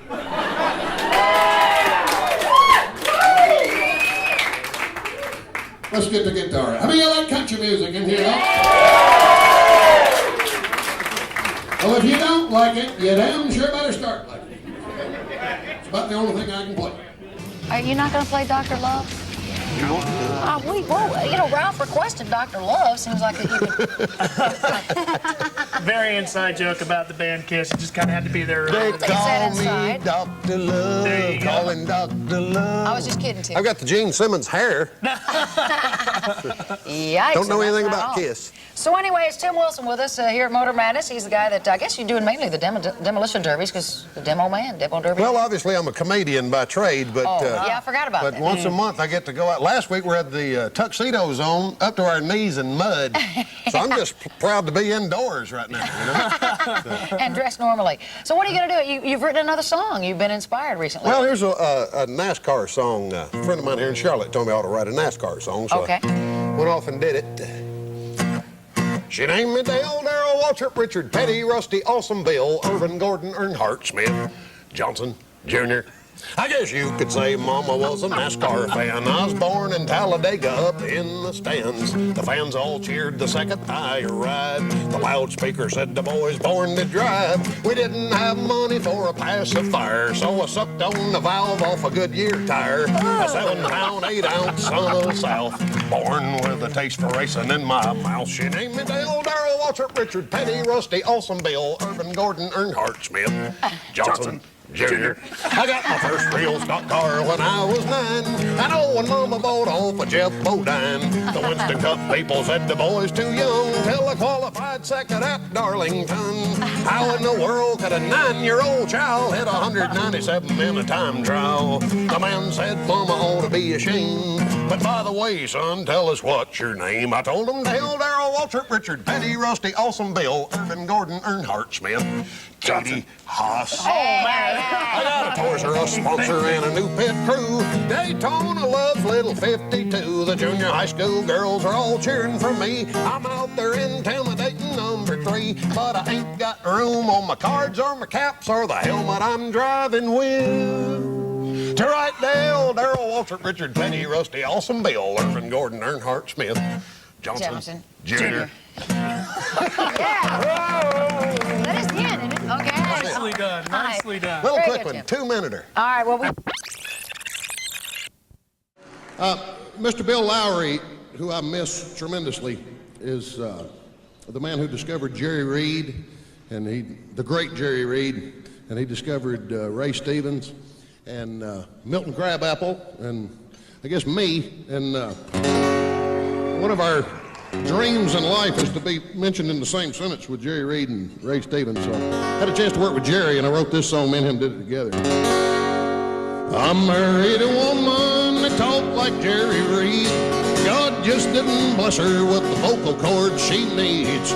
She looks like Cindy Crawford, but that ain't the way she sounds. When we make love, I keep hearing eastbound and down. I work 60 hours a week and I bring home my check, and she says, son, you got to take me out somewhere. I'll throw some groceries down my neck. So I took her to a fancy restaurant. She looked down her nose and said, now why don't we stop at a Choke and Puke for some grilled cheese sandwiches? That's just a little tribute to Jerry there. Here's a racing song. Me and Butch tried to get a hit. I think this got to what, Butch, 84? She named me Dale, Darrell, Waltrip, Richard Petty, Rusty, Awesome Bill, Irvin, Gordon, Earnhardt Smith, Johnson, Jr. I guess you could say Mama was a NASCAR fan. I was born in Talladega up in the stands. The fans all cheered the second I arrived. The loudspeaker said the boy's born to drive. We didn't have money for a pacifier, so I sucked on the valve off a Goodyear tire. A 7-pound, 8-ounce son of the South, born with a taste for racing in my mouth. She named me Dale, Darrell, Waltrip, Richard Petty, Rusty, Awesome Bill, Irvin, Gordon, Earnhardt Smith, Johnson, Jr. And here's one, thank you very much. Here's one we got coming out on Capitol Records, which obviously the Garth Brooks song didn't kill me. They signed me up to Capitol Records. So anyway, Capitol Records is worried sick about this next one. It'll be out October 19th on a little album called The Twang Thing. Here we go. Church league, softball, fist fight, getting washed in the blood on a Tuesday night. What would Jesus do? Lord, he wouldn't do that. Knock hell out of a preacher with the softball bat. Well, the swinging shepherds from the sheep of the Savior were tied with the Sourwood Church of Christ, an example of some highly unholy behavior in a game that had already been protested twice. Something unbiblical must have been said for them to be aiming heat at a minister's head. Clocking the clergy ain't the thing to do, but neither's the high hard one on a 0-2. Church league, softball, fist fight, rolling around the pitcher's mound, it just don't look right for nice people from the church and the Sunday school class to trade the cup of brotherhood for a can of whoop.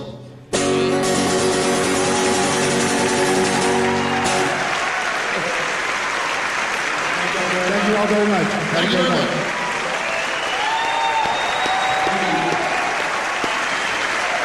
Ladies and gentlemen, Pat Alger, Tony Arata, and Tim Wilson. Good stuff.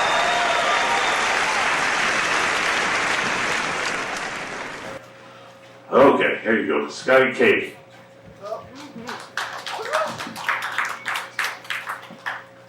Yeah, thanks for doing this, because I couldn't get an early flight back to the funeral, so when I heard it, I was just shocked. The stories I have about Tim is when I first started working with Chris, I knew who Tim was, and Chris told me, hey, he's at the, in Birmingham. And I went backstage and I met him, and I just a brilliant guy, I thought. And all the conversations I had with Tim were never about comedy, because before I did comedy, I was a counselor. And I've had so many conversations with him between talking about God, theology, or counseling. And then maybe a year and a half ago, I brought in a girl I was seeing who was a therapist. And Tim and her stood back there and talked for 45 minutes about the profile of serial killers. So it was like, and absolutely loved it. And then, and I'm a musician. I love music. And last time I saw Tim was in Nashville, and I was stopping at a Guitar Center. And I just walked in and sat around. And I looked over to my left, and I said, Tim Wilson, like that. And he looked at me. And he goes, Scotty K. And he goes, what are you doing here? And we just started talking. And he said, and I told him, well, I'm in here looking at a guitar. I want to get a Taylor. And he goes, Gary, I want you to meet something. Walks over and goes, this right here, this boy's name's Scotty. He's the best fucking guitar player in the world. And I was just like, well, he goes, I know people say this about Nashville. And he said, but bring him right here. And he told the guy, Scotty, come here, play something. And this kid just started playing and it blew me away. He said, and I was into music trivia too. And I was so impressed that Tim knew who Mylon Lefebvre was and Bob Hartman from Petra and all these Christian rock artists that I knew about. And he knew, I knew Mylon, and he told me stories about Mylon from here. And I was just like, so every time I saw him, it was something, but it was never about comedy. And it was like, and it was always, the guy had a beautiful soul. And he always just, when I heard about him, I was just like, man, because my memories of him was just how, when I walked away from him, I felt like a better person. And he took time, because when I first met him 13 years ago, he was just, sat down, yeah, Chris told me that, and just made me feel like a person. I was, opening, and he was, like I said, like Roy said, he was just a great guy, and you felt like a friend. I felt like he was my friend after I met him for one time, and it was just, he's the only comic that, and as comics we know this, he's the only comic that I would always come, when I was off the road and he was headlining here, I would always bring my friends to see him and said, you gotta see him. And I dated a girl from Ohio that stood right there. I said, this guy's the smartest guy I've ever seen on stage. He's absolutely brilliant. I'm a history buff too, so his Uncle BS stories are just brilliant. And she sat there and she leaned over and she said, I can't understand what he's saying. And I looked at her and I said, are you kidding me? I said, he's brilliant. And I would interpret and tell what she's like, oh, wow, and then the things he would say under his breath. I was just on stage, and the thing, it was just, to me, it was every time I saw him, and there's only a few guys that like that, and Tim was at the top of my list that I would watch and just get an education in, and not be entertained, but you get an education, you walk away and you learn something that you didn't know, like, who played guitar on that song, or who was in history, or that, and I was just like, so that George song, he probably wrote that in 30 minutes. He probably, because it was all in his head. And I just thought, he's just a beautiful person. And I know I'm going to see him again. So Amen, bro. Thanks, Tim. Okay, well, Rosie, to lay off, our groupies are set.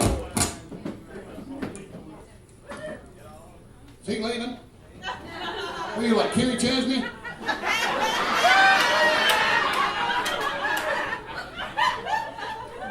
Ooh, I wonder why Renee Zellweger left. Because you're making beach videos with no women in it. That's why she left.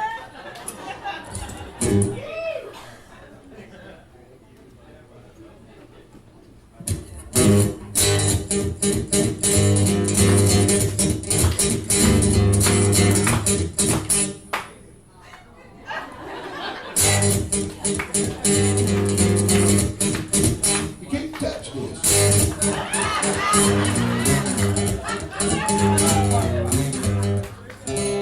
Baby got back. Baby got back. Get jiggy with it. Get jiggy with it. Can I buy you a drink? I got money in the bank. Since when the hell did drink and bank start running? Rappers pretty much got public school teachers intimidated at this point. What the fuck you mean that don't rhyme? Okay, fine, it rhymes. If Lil Wayne says it rhymes, then fuck, I guess it rhymes. Lil Wayne. You give Weezy some Robitussin and Sprite, here I am in it now. I like little one. It kind of reminds me of Miles Davis with a crayon. Well, I guess I'm not going to get a lot of laughs telling rap jokes to white people. Everybody look and see if the black people will laugh. The black people laugh. See, y'all look at me and think I'm a southern white guy. My wife is a black woman from Buffalo, New York. Well, I'm just saying I'm no longer a white guy. I might look like one here, but when I go out to eat with my wife, trust me, I'm a black fucker. Those old white women go. I go, fuck you, lady, I'm almost 50. Skinner fans in here at all? Skinner fans there? Needle and spoon in D. You're singing. Here we go. Here we go.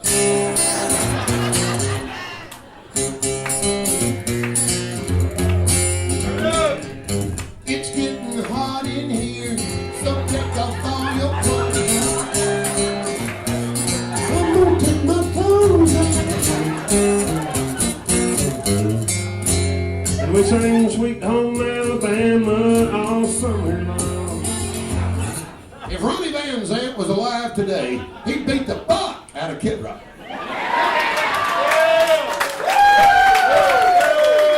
Florida authorities are searching for a Michigan rapper last seen with a short man and a black rattlesnake hound. He'd have liked him, but he'd have took his front teeth out.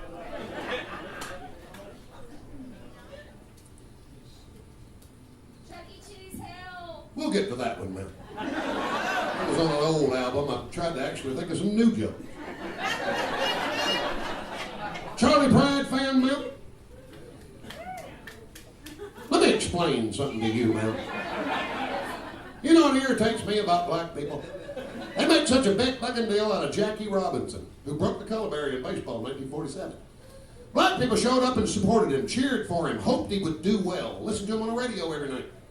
Charlie Pride won Entertainer of the Year in 1970 in country-ass music. Damn! And no black people ever watched him on TV. Nobody ever went to a show. Nobody gave a fuck about Charlie Pride. He was like an astronaut. He won that singing to a bunch of crew-cutted ass pale fuckers in Augusta. You know what I'm saying? And black people couldn't pick him out of a fucking lineup. You don't ever see Charlie Pride specials in February.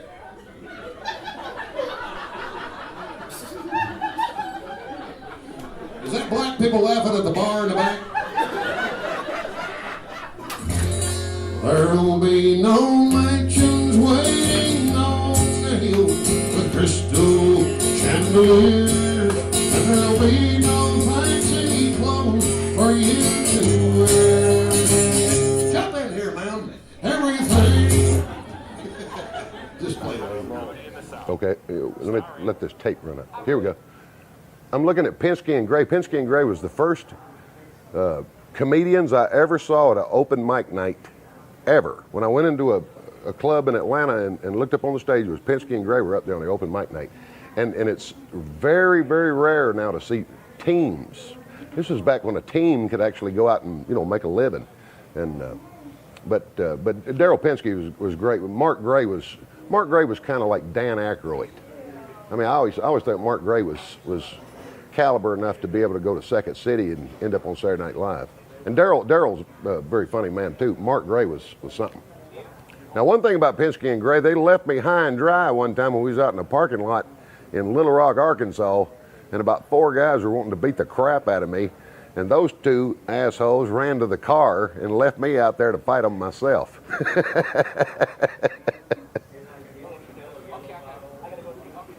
Was that okay? Now see, here's J. Anthony Brown. First off, God bless J. Anthony Brown. J. Anthony Brown was, and I don't know how to exactly put this, but because I don't like to compare other comedians to other people, But J. Anthony Brown was the Richard Pryor of Atlanta, Georgia. J. Anthony was the cleanup hitter. He was our headliner. He was the first time I ever worked a comedy gig. I was opening for J. Anthony, and J. Anthony's still, in my book, one of the 3 best stand-up comedians I've ever seen. And he was, for J. Anthony to be on this tape at this time, because a lot of us were just getting started. J. Anthony was an old pro at this point, and he was so funny. I do things to my wife, his old James Brown bit, his kid drinking water, you know. And we was playing, and we were over at Mikey's, and Mikey farted, and his mama beat him. I can still do, I bet you I can sit down and do an hour and a half of J. Anthony Brown's material. He's unbelievable. And now he's a big radio star. Was that okay? He did do that. Oh, I can do Jay's old act. Where in the hell the band? Where in the hell the band? Can I count it out? Can I count it out? And how many times you reckon you played here over the years, Tim? It'd be hard to say. I'd guess, 28 years. I used to do it maybe twice a year. Probably, then we did all our open mic nights and everything else. So I've probably done, well, I messed up my math. I don't remember how much it is, but probably 200 or 300 shows. And this, and you played clubs. I mean, is there? Talk about There's not many comedy clubs.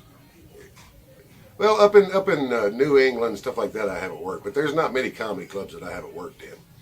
And the Punchline it stays the same. I mean, I remember when this actual room wasn't here. I mean, they basically ran comedy in the South out of that little room over there with all the desks pushed up against the wall.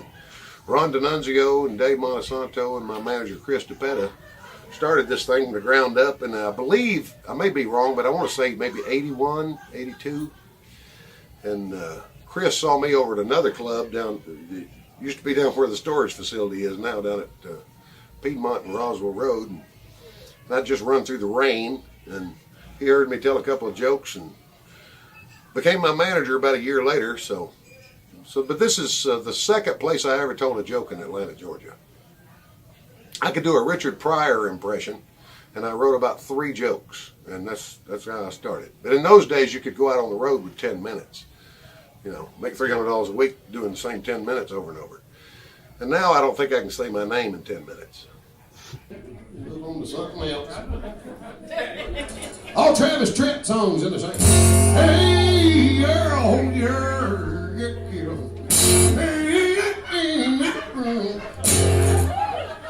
all Marty Stewart songs in the same. Thank you, Travis. I don't want to sit here and pick on Marty Stewart. He was an instrumental prodigy. He played in professional bluegrass bands when he was 9. That's hard enough. What's really tough is talking your parents into letting you go out on the road with a bluegrass band when you're 9. Mama, Dee, I'm going to get in that car and fellas in the cowboy hats. We're going to go stand on a plywood stage and play to some fat people in lawn chairs. I already quit school. Well, y'all be careful. I mean, I was relatively humorous when I was 10. But my father wouldn't let me go out on the road. One person's getting these jokes in the back. Ma'am, go home and get 10 friends and bring them back. Sit in the front row next time, ma'am. Give me a reason to fucking get up here and do this. You're killing her.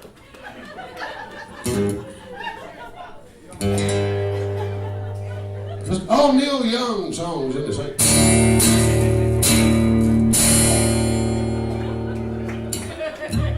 Why did we go to war? What did we fight there for? I go, we? Hell, you're Canadian. There's 12 of y'all over there.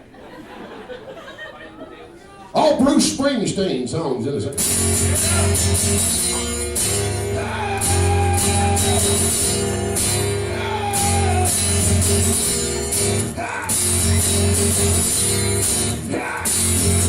You got a new New Jersey. They love Bruce Springsteen. It's the boys, it's New Jersey. But every song he ever sang was about how much New Jersey sucked. You know what I'm saying? I gotta get the fuck out of New Jersey. I gotta find a girl to car. I gotta get the fuck out of this state. New Jersey's killing me.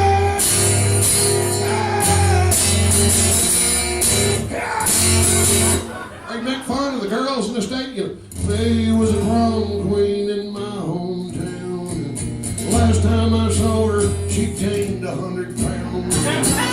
She used to stop traffic on the Jersey Shore, but now she looks like Roy Orbison in '74. She's living off the fat of the land. Fetch your thyroid gland. I never saw Greg Allman doing that shit to Georgia.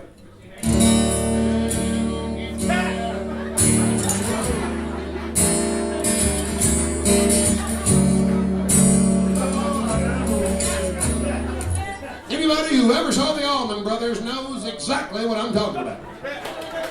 Greg Allman doesn't give a fuck if you're at the show. He could be playing in Augusta. It's great to be back in Atlanta. All the trailer girls. But we love Greg. We love him. We know him. Well, Ma'am Greg don't know his bass player. Get the fuck away from him. So you're 26. You don't remember rock and roll. It's over. You missed it. Sorry. Rock and roll guitar came out with Chuck Berry about 1952. It's like a football game that had just started, and everybody was excited about the game.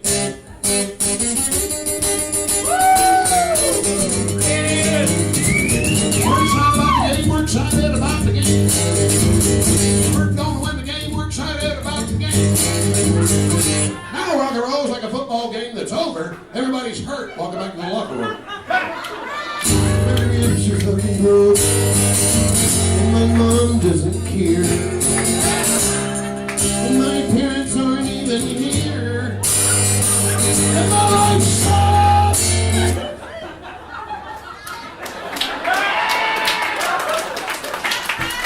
Well, you get this. We were over at her mom's house and then we went to the mall.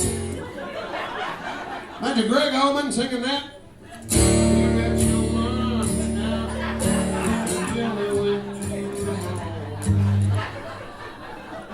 Greg Allman was married to Cher. They have a son in his mid-30s. Cher's daughter just became a man. And I thought, well, fuck, that might be a new Allman Brothers.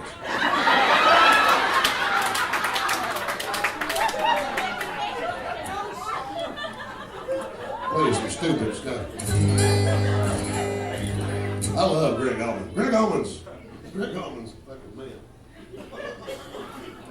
I think I'm probably the only person in this room that actually produced Greg Allman. No shit, one song. We did an album, I think, called All Night All Stars. He agreed to sing a song on there, and I was the producer. You know how you produce Greg Allman? You produce a glass of water and go sit down and shut the fuck up. That's basically how you do it. But there's one point where you do have to walk up to the talk back and say, that sucked, Greg, do it again. Shit wasn't easy to do. Well, I can see y'all aren't impressed. I mean, this is Georgia. Nobody's ever heard of the fucking Allman Brothers in Georgia. Well, apparently this crowd hasn't. I don't ever want this crowd to ever show up at another one of my shows. Individually, I like you. There's a group. Y'all really didn't jail worth a fuck. So let's exchange phone numbers and don't ever get together again for anything that has to do with me. I hate about coming to Atlanta, Georgia. You come back here and nobody remembers any fucking thing. Got 50-year-old people who remember the Allman Brothers. What? Toby Keith. Fuck Toby Keith. Country music sucks. It's always sucked. Johnny fucking Cash. A long pill from Johnny Cash.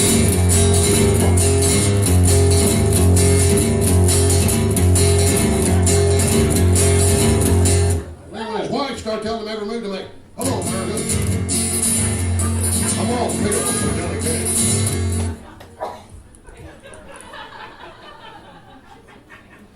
I'll just play you some stupid shit. Some old dude didn't want to retire, so he set the old folks' home on fire. Yeah, they knew it was him, because only he knew how, because he manned the flamethrower like a Guadalcanal. So he rigged a leaf blower to a gasoline can. He was sick of all the nurses and the raisin bran.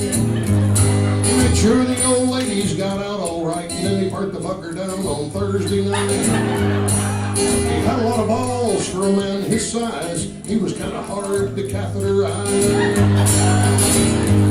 Yeah, Granddaddy never was a bedpan man. When he had to go, the shit hit the fan. All the jello he could stand. Yeah, Granddaddy never was a bedpan man.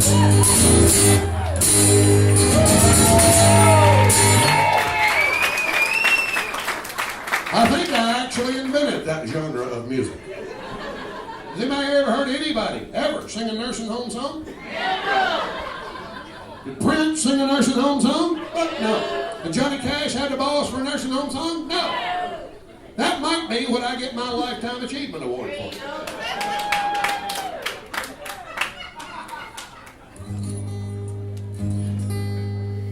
Little song for Bill Clinton, Sarah Bailey.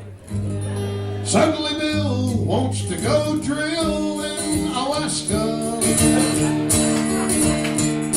And John Edwards says that he'll vote for it too. They said, why don't me and you go try out some moose stew and screw the caribou? Suddenly Bill wants to lay pipe in Alaska.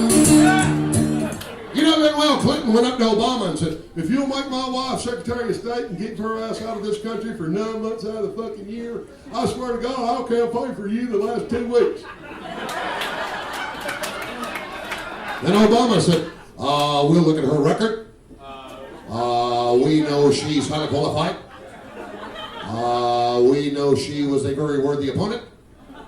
And we may very well tell her to go fuck herself. I'm not an impressionist, but I got the rhythm, right? You go up, you go up, you go up one more time. You go up just a little quicker. And then you go up and down. And say something about Michelle and the girls. And say something about a puppy. There's the Obamas. It took them, what, 4 months to find a dog? Looked at every breed. You know there was some discrimination involved in picking out that dog?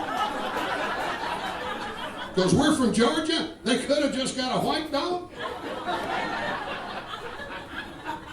See, I'd have paid $20 to see Michelle and the girls go, Dad, we want a white one. I'm sorry, girls, we can't get a white one. We have to get a black dog. We can get a black one with some white in it.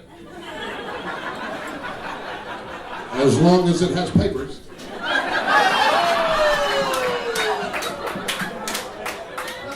See, Obama tickles the shit out of me. And he popped the fuck out of Bin Laden. I'll give him that. Give him that.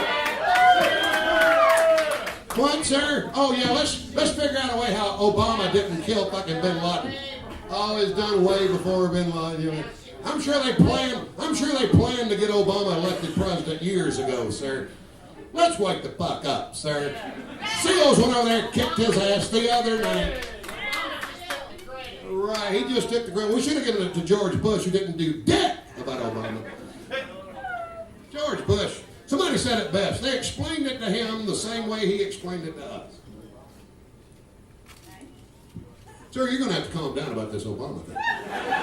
This is a comedy show, sir. This ain't a place for some kind of militant, right-wing fucking conspiracy bullshit. Obama came out and said, I think my staff has learned where his crib is. And we're going to go pop a cap in that motherfucker. We have a black president of the United States, sir. Get the fuck over it. He won by 54%. Clinton never carried more than 43%. Obama got 54% of the vote of the United States people. There is a black president of the United States. Wait till you get a real black guy. Then you're really going to be picked. See, he don't like Obama, so we immediately decide you're a racial bastard. Turns out you're actually not. That's the way I feel. Right. Hell, I was married to a Jewish woman for 14 years. An Israeli Jewish woman. Who's the attractive lady? That is my lovely wife, Ronit Wilson. That's your wife? That is my wife. Wow. She's done a lot of modeling and acting in the past, and she looks good for. I have 2 kids at home, and you can't tell by looking at her. Your daughter's with her. Right? Yeah, I brought my daughter Sophia with me. Hi, Sophia. She's over there. How are you? Hey, daughter. There she is. Hi, nice to see you Hi, there. There she is. Okay. I had a little girl a while back, which I'm proud of. I named her Sophia Eliza, which named her after my mother-in-law. Which, if I'd had a son, I'd had a problem because my father-in-law's name's Itzhak, which means Isaac. So my name is Isaac Wilson, so I'm going to be with Motown or the NBA somewhere. Anyway, kind of a dilemma. You know? Have a hillbilly daddy, Jewish mother, be named Isaac Wilson. Too damn much pressure for one kid. Have to be able to hit a 30-foot jump shot, spit red man, and do somebody's taxes all at the same time.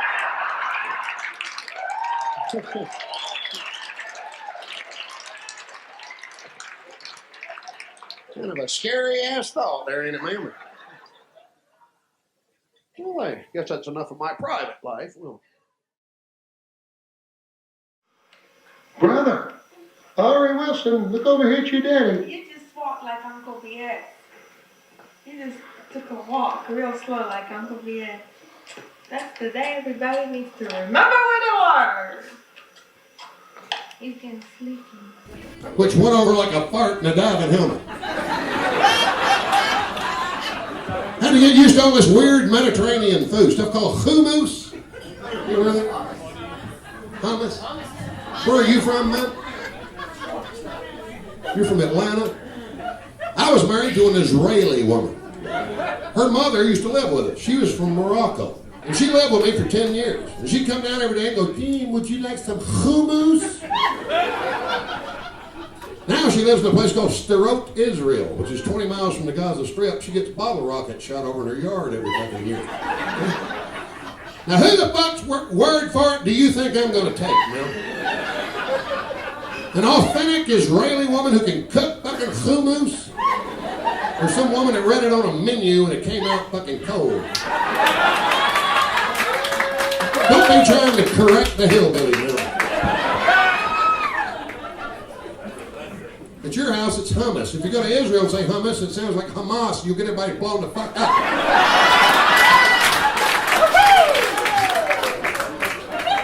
At your house, it's green beans. You ever have any tabbouleh, man? Tahina? Do you put tahina with the hummus? Let's get with the program, man.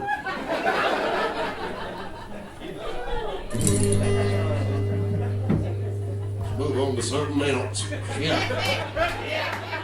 Jeff Gordon's game. At least that's what them Henry Earnhardt fans always say. They swear he's using Vaseline on the 24 Chevrolet. Jeff Gordon's game. He must be gay.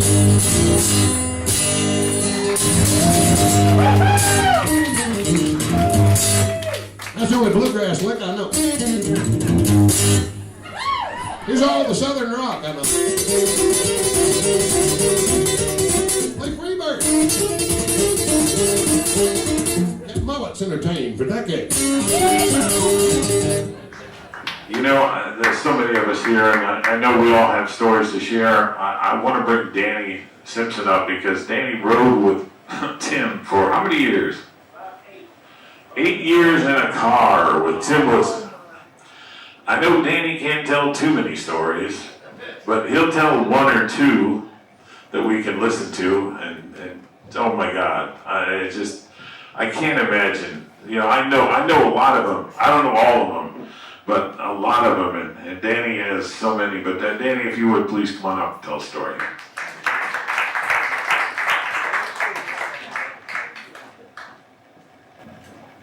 Damn, Chris, you're funny. You need any songs or a manager? Yeah, I was lucky enough to not only know Tim, but write with him for about 8 years. And one of my favorite stories was at the Stardome in Birmingham, Alabama. Tim had gotten on some kick where he would pick out 20-year-olds in the crowd and just ride them like a rented mule.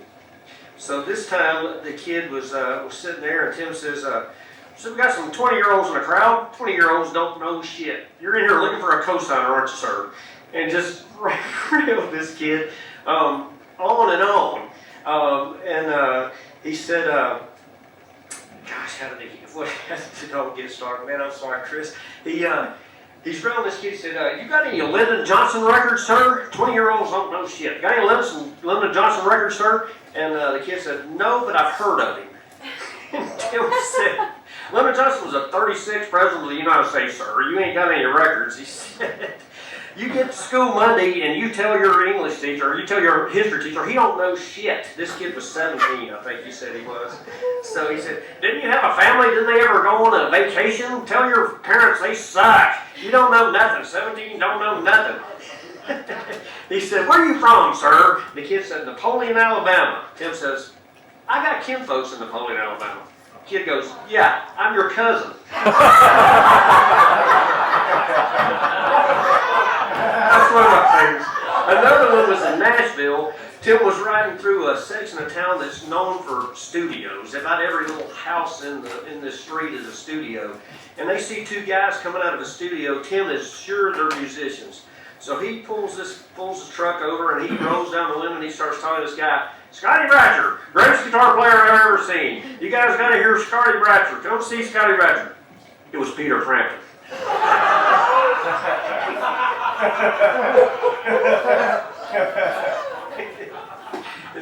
There's a bunch more things that, like I said, a long time. I love Tim. I know you guys all did too, and I can't tell you how much I miss him. I guess that's really about all I got.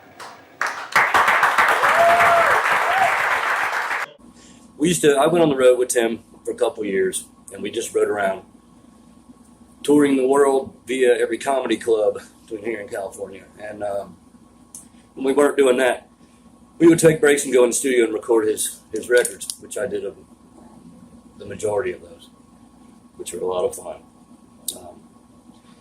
I remember we were in the car one time driving to some club somewhere. Hell, I don't know. So it's all a blur. And I was driving, and our partner in crime, Danny Simpson, was in the passenger seat. Tim was apparently asleep in the back, and we got behind a horrid wreck, two semis. One of them was a poultry truck, and it was terrible. And I remember thinking, man, if that other truck was a Viagra truck, there'd be fucking chickens everywhere. And Danny started laughing. Of course, I laughed because I came up with it. But Tim was in the back seat. We just heard him kind of a rustle, and that was it. Typical Tim Bob stuff. So that night we get to the show and all that good shit. Tim comes out and he's like, "Oh, how y'all doing? Good to be here. We had a terrible time getting here." And he told the joke, right? And everybody laughed, and he just kind of pointed me in the back of the room, and I was just like thinking, "You joke-stealing bitch," which I do regret not. He used to ask me about if I'd be willing to get up and do a couple minutes in front of him because he thought I was funny. He was a twisted individual, but I do regret not doing that. Like, I've been up in front of 70,000 people playing the drums. No big deal. But I couldn't do that. And I regret doing that. But I want the world to know how special of a person Tim Wilson was. And, and I'll always love him. He'll always be a part of me, man. Always. Yeah, I'll talk to you about Friday tomorrow and decide if we even want to do Friday. But then, the following Tuesday, I expect will be time to get serious. I gotta do some comedy songs, but I appreciate it, Jimmy. I'll see you tomorrow about 1 o'clock. See you later.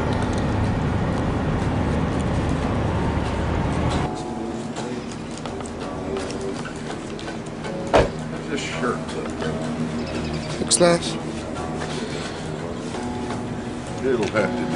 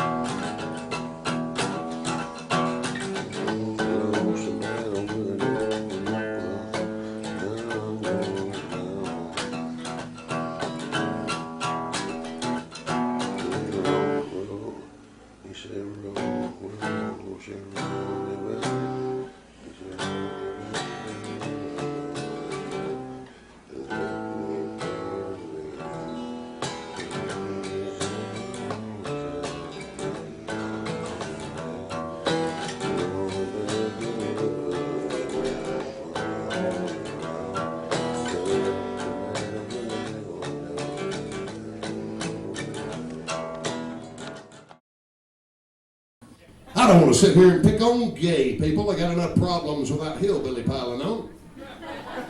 Americans, we're a little bit hypocritical about that. Go to church every Sunday. Do not judge, love the sinner, hate the sin. All sin is the same in the eyes of the Lord. But those there's not a man in this room who wouldn't suck a dick under certain circumstances. Not one. And you see them all swell up in the chair. Now wait a minute.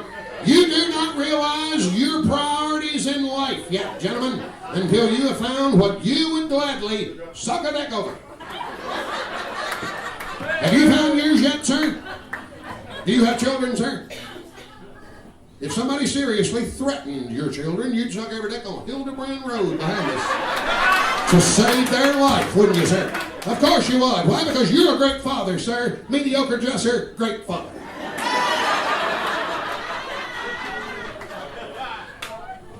Now every man in the room, I'd suck a dick. I'm a good father. Well, that sounds right, but it don't feel right, does it, sir? 5 minutes ago, if I'd have told you I was going to talk you into this, you'd have told me I was crazy. Now, you're going home a hero. She's going to be patting you on the back all the way home. He took a dick to save our children. You're going to get laid later, sir. You're going to see my name on that sign out there in about 6 months. I got laid last time I saw that ass. And that is my job. You're welcome. Suck a dick, save a life. If the greatest father in America was going to die and you did it, he would live. If not, he dies. Is your selfish pride more important than his life? He's dead, isn't he, sir? Of course he's dead. You'd send flowers to the funeral, volunteer to pallbearer, bring a covered dish, hug his mama, lie to her.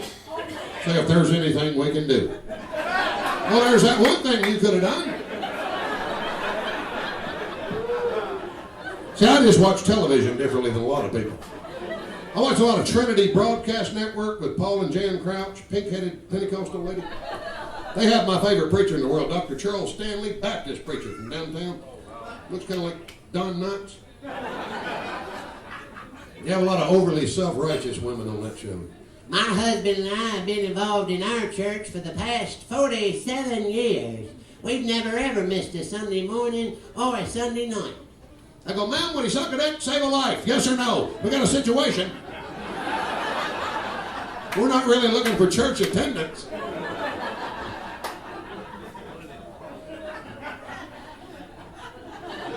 See, a paramedic on the side of the road would suck a dick, save a life. We got to get him in. Load him in.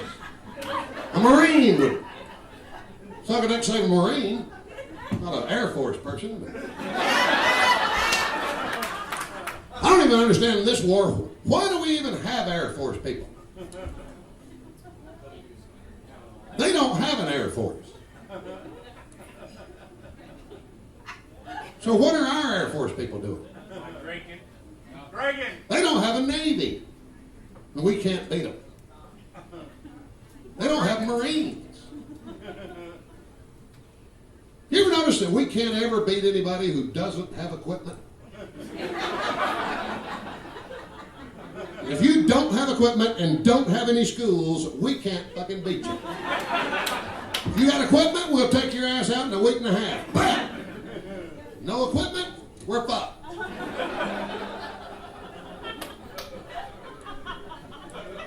I'm just about tired of trying to entertain this place. Everything he says, we're just going to sit here and stare at him. Because any comedian who traveled the world knows that Southerners only laugh at shit they agree with. Midwesterners will laugh at any damn thing if it's fucking funny. Yeah. Where are you from? Well, you just ruined my damn theory. You're the one supposed to want Obama to be president. Oh, no, I'm from Illinois. Oh, your great-great-granddaddy's going to be proud of you, sir. You already switched to the other fucking team.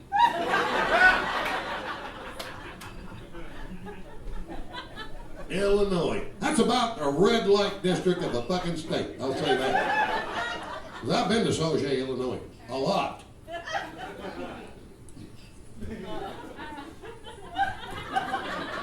Well, I'll just do another one.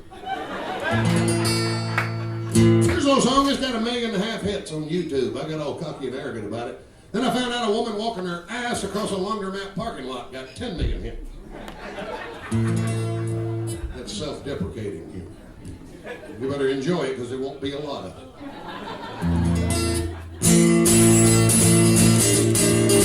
Let's have a round of applause for Drew Thomas back in the back one more time. Give it up for him back there. Jason Barnes back in the back. Let's see. First off, Tim was like an uncle to me. Meeting him was a great experience. And I'm really good friends with his daughter, Sophia. She gives her best to everybody here tonight. She wanted to be Skyped in the entire time, and I told her I wasn't going to walk around with her on the phone while everybody says hello. Seeing that big ridiculous. My father was, according to Tim, was your dad was the top 3 guitar players of all time. Which I guess that Keith Urban was number 2, and I guess Scotty Bratcher was number 1. Scotty Bratcher. One of my favorite stories about Tim was I played Chattanooga with him one time, and I came out on stage and I did a bunch of material, and I had this stuff that I was working out on evolution and how we come from apes and all this kind of stuff, and it didn't go over very well in Chattanooga, you can imagine. And Tim, after the show came out, he goes, "You did pretty good, son, but they didn't like that monkey shit." So that night I got to sit at the Waffle House with Tim and watch him eat 4 grilled cheese sandwiches in a row. And I'm thinking, man, I'm sitting with a legend. I'm going to get all of this comedy advice. Everything's going to rub off on me. This is going to be great. And then he proceeded to tell me for 3 hours how Ted Bundy killed these 2 old women in Columbus, Georgia.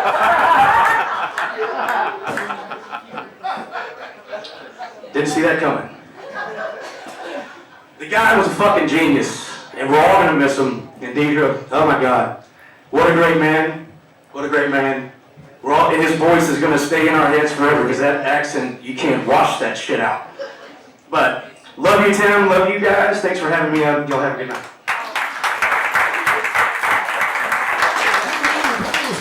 The greatest father in the United States of America, right there. There he is. Fucker's about hard on Obama, but round of applause for Jimmy Buffett, man. One more time. Heading out to Sandy Springs, Georgia, for the late night Saturday show. I got my Jimmy ass Buffett shirt on, large cleavaged woman in the front. And honey, round of applause for the poor black people that had to put up with my ass all night. There they are. See, they just came to the show thinking it was going to be Teddy Wilson. Remember Teddy Wilson? Does anybody here remember Teddy Wilson? Yeah. Do you remember Teddy Wilson? You're going to feel bad when I tell you this, man. Did you ever watch Good Times? You remember Sweet Daddy? The guy with the green hat played the... Did you ever watch That's My Mama? Yes. Are you really a black person? With a straight face, you're going to sit here and tell me that in the 1970s you didn't watch That's My Mama with Clifton Davis? How old are you, Mom? 40? Fuck, I'm 50. I remember that show. And they had the guy that was on Love Boat. What's his name? Love Boat. Isaac. And on That's My Mama, he'd come in and go, ooh, wee. Remember, man? Ma'am, I'm about to take your black person card away. Don't know Charlie Brown, don't know Teddy fucking Wilson. I had a bunch of white people in here first show didn't remember Elvis fucking Presley. Oh yeah, you think you know Elvis Presley, ma'am? So far you can't pronounce hummus worth of shit. Nobody introduced a band other than Elvis Presley. Well, I could take this time to introduce the band. For the guitar is John Wilkerson. The lead guitar is James Burton. Bass is Jerry Schiff. Piano is Glenn Harden. Our drummer is Ronnie Tuck. The lady does a high part with Kathy Westmoreland.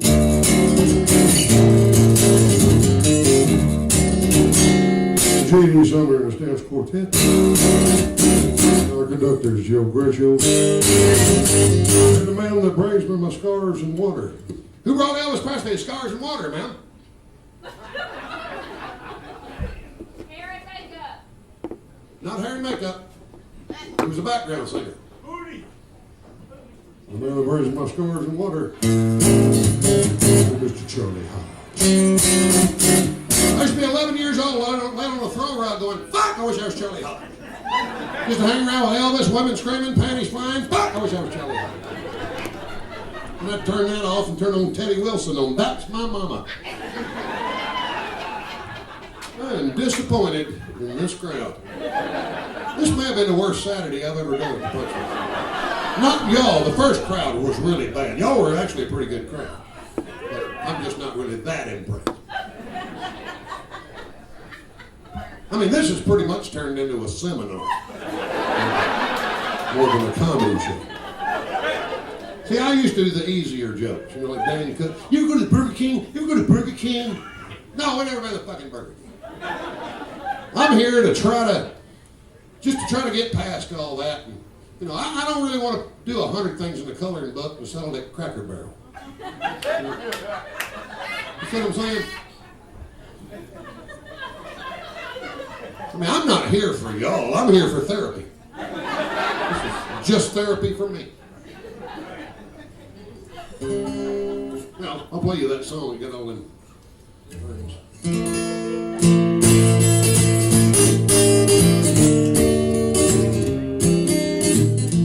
Well, before we go any further, my brother got his leg cut off about 2 years ago from diabetes. He lost his big toe on the diving board and it got kind of civil war. With the appendages, they'll move over and you then lose your neck.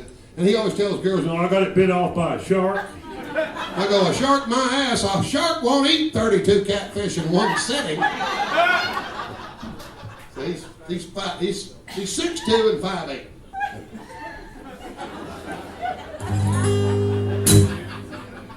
But he loves stuff called chicken comber barbecue sauce. Down in Phoenix City, Alabama, they have a place called Chicken Comber down there. It's a real famous barbecue place. And my brother loved that damn sauce. He'd sit up nights trying to damn do it and could never keep it from separating and shit. Went over to the restaurant, told the guy he loved it so much. The guy made him the national sales director of Chicken Comber Barbecue. Well, I went down and saw him last week. My truck broke down. I had to bring his car back up here, and the trunk's full of Chicken Comber barbecue sauce. So I'll be selling that shit after the show over in the corner. If you never had it, it's really good. It's completely different than anything you ever had. Anybody know Phoenix City, Alabama? Used to be the most dangerous town in the United States. It's the only town in the history of America that had martial law declared in it in 1956. You don't know a lot of shit, sir. You're going to learn some shit at my show, sir. You Illinois fuckers are the reason the Mormons are out in Utah. They wanted to be in Illinois and y'all ran their ass off.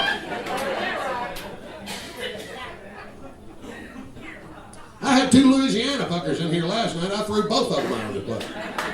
Why? Because they were the ones that killed Bonnie and Clyde. And didn't have the balls to walk up and shoot them. No, shot them in the woods while they were trying to fix a tire. Bunch of assholes. Louisiana, we ought to sell that state tonight. We bought it in 1803, Louisiana Purchase. Paid 3 cents an acre for it. I bet you if we sold it tonight, we could triple our money. Mississippi. Don't ever feel sorry for Mississippi people. I hope the next 3 hurricanes that hit them are called Goodman, Schwerner, and fucking Cheney.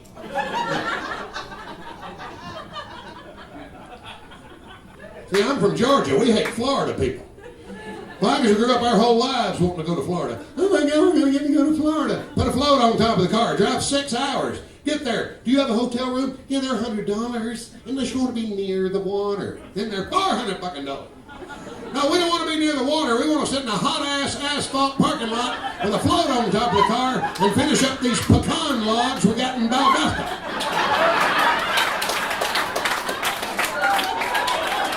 Then a hurricane comes and rush back to Georgia. Oh my God, you have a hotel room. Yeah, they're $100 unless you want to be away from the water.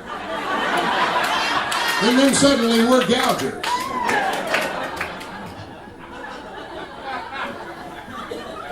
Is anybody here from Florida? Where are you from, ma'am? Where? Punta Gorda. How far down in Florida is that? About middle ways, way down. When you get south of Gainesville, Florida, you're back in Michigan. Panhandle of Florida, you get the Ronnie Van Zant Skinner accent. Hi, man, y'all gonna go to Panama City, man? All right, man, we'll see y'all over there, man.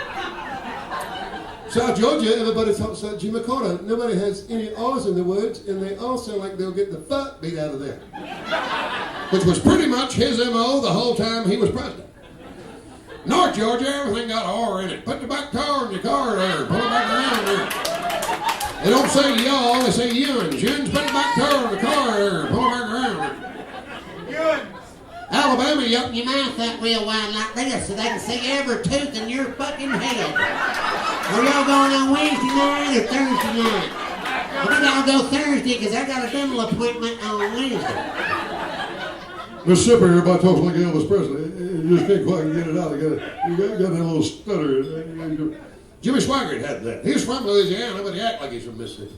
I don't really know exactly what happened at the hotel. Louisiana got the French thing because they bought that thing from France. They're just a little cooler than we are. You got to be able to live in the swamp. Turns out they don't know shit about living in the swamp. Louisiana. Arkansas, you talk like Bill Clinton. You can't tell if they're laughing or crying. You're not sure if they're happy or sad. Johnny Cash had that. He was from Arkansas, and you couldn't understand what he was saying. Tennessee, I can't do. You chew gum, don't like Charlie Daniels. And he's from North Carolina. South Carolina, you talk like Strom Thurmond. Oh, there's a lovely young lady at the end yet a date. Remember Strom? Turned out to be a little bit of a hypocritical fuck on the way out, didn't he? Strom Thurmond, the only man in the world could pull out a Susan B. Anthony dollar, look at it and think, yeah, I slept with her. He'd probably get that Indian woman on a Sacagawea dollar. But if you check it, that's Strom's baby she's holding on. See, this is my old southern shit. North Carolina, you talk like Andy Griffith. Oh, they gonna have supper. He's gonna get Floyd to shave his neck. South Virginia, you talk like Ward Button. Ward Button, it sounds like Elmer Fudd. You can't understand what I'm saying. Can't say the word sooth. You say sooth. You know sooth? Pat Robertson's from Virginia, and he can't say the word sooth either. I live in Kentucky now. That ain't even a southern state. That's a neutral fucking state. You can always tell you're in a neutral state. Stop and get sweet tea. Can I get some sweet tea? We have sugar on the table. Now, lady, you ever tried to dissolve sugar in cold fucking water?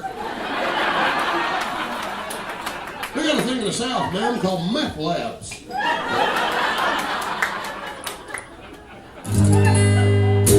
One of my best friends named Dwayne Campbell's from Kentucky. I used to do these tire commercials on the radio. He said, Tim, how's your tar commercial? I go, fuck, Dwayne, it's tire. He goes, no, here it's tar. I said, well, what's a T-O-W-E-R? He said, a tire?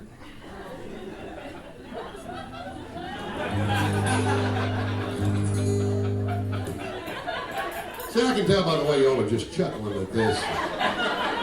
Most of you people really.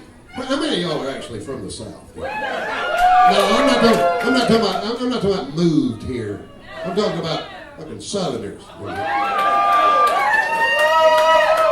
Yeah, about 10 of you. Yeah.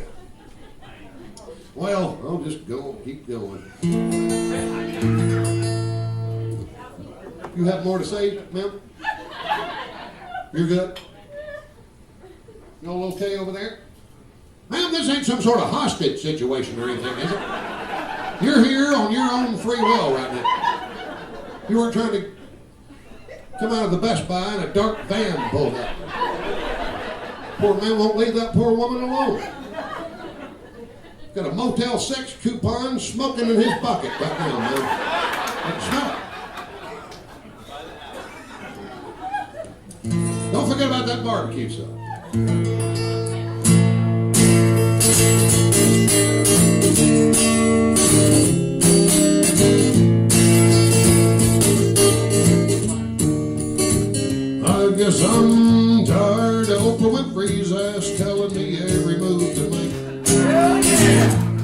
tired of Martha Stewart's ass telling me how to bake a cake. And I've just about had my fill of Dr. fucking Phil. Tired of looking at Tiger's ass and Shaquille O'Neal. And Paris Hilton could fuck up a county fair. Just proof that you can be stupid and be a billionaire. I'm tired of that Simon's ass telling people that they can't sing. I'd fire Donald Trump's ass for knowing every fucking thing. Jen and Brad and Angelina's ass, I'm about tired of looking at them. And I'm about ready for Hollywood's ass to run out of fucking film. I'm tired of everything on TV. Everybody loves Raymond, except for fucking me. I'm tired of Jimmy Bucket fuckers sitting in the front row. Women that don't know shit about Charlie Pride fucking up the comedy show.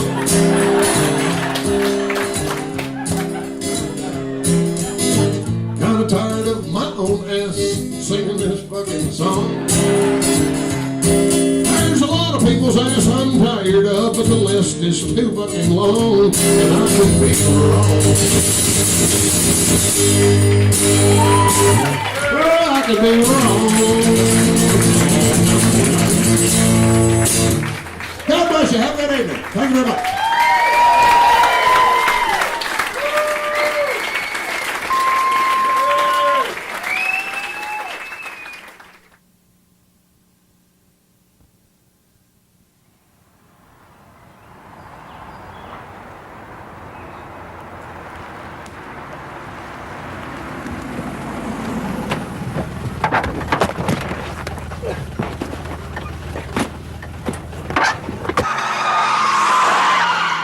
Thank you now. You know, I think my first run-in with Tim was many, many years ago. I'd had a record, my first record come out, and I had a song on it called World's Greatest Shade Tree Mechanic. And I had heard Tim's bit where he would do this thing like, here's what I'm going to do. I'm going to take a carburetor, run it up underneath the spark plug wire, take the spark plug wire, run it to the carburetor, run it to the gas tank, and so forth and so forth. And I thought, man, that's a cool bit. I think I'll put that on my new album.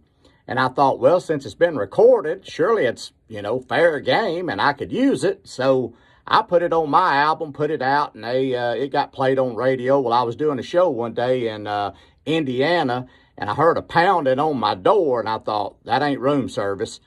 And I went to the door, and I looked through the peephole, and it was Tim Wilson. And I thought, oh, dear God, I'm in a mess. And, buddy, I opened that door, and I thought he was fixed to kick my ASS. My road manager came out of the shower with a Red Max blow dryer ready to fight him. And he said, let me tell you something, son. Don't you ever steal my stuff anymore. And if you're going to steal anything, you know I got better stuff than what you used.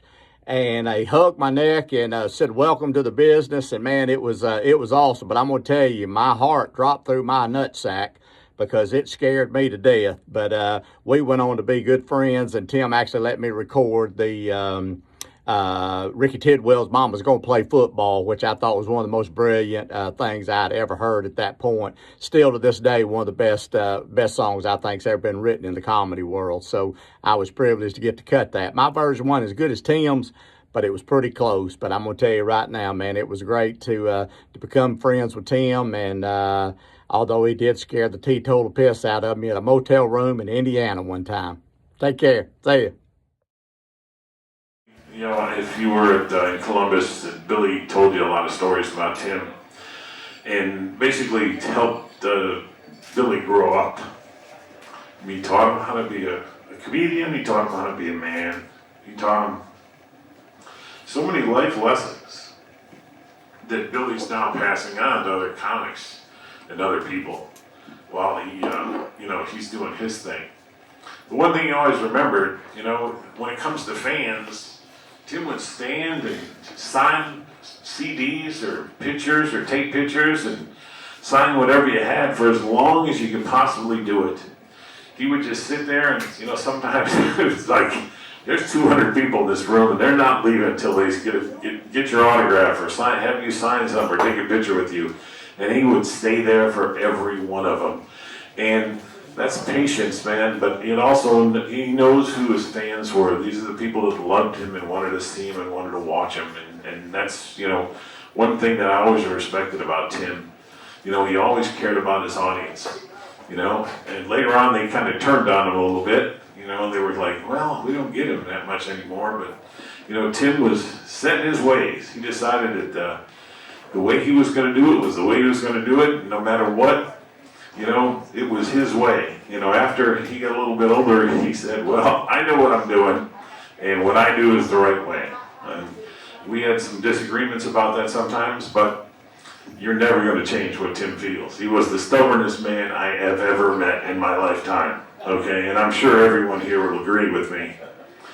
The only thing that I do regret in my life is that Tim wasn't a star and wasn't a household name. Because he's somebody who was, I worked with him for years, and I wish I was a better manager to help him to really be known throughout the country, because people miss so much by not knowing who he was. Because he really was. He was a comic genius. He spent the least amount of time on comedy, and he was the greatest at it, what he did. He wanted to do so many other things. He concentrated on music. He tried to help people in the music business. He tried to write books. He did everything else. Didn't concentrate on comedy all that much, but that was what it was. He was a fucking genius when it came to comedy. And anybody who really understands comedy, I can't tell you how many comedians look at him and go, damn, I wish I had that kind of material. I wish I could do that. I can't do that. I can't think of that kind of stuff. And, it was my pleasure to work with him for all the time that we worked together. And, I will always remember Timmy. There's no way that that's never going to happen. I'm always going to remember Tim. He told me a long time ago, he goes, I'm not going to be the richest. I just want to be the best. And you know what? He was the best.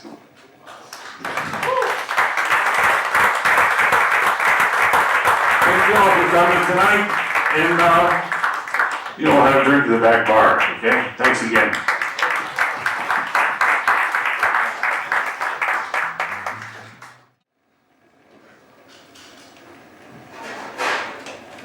Jeff Gordon Day.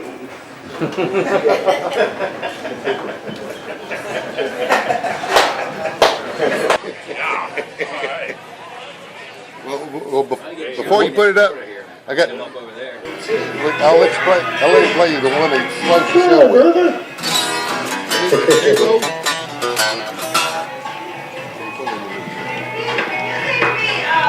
Large, like this. Yeah. Get a large? I think there was one up here.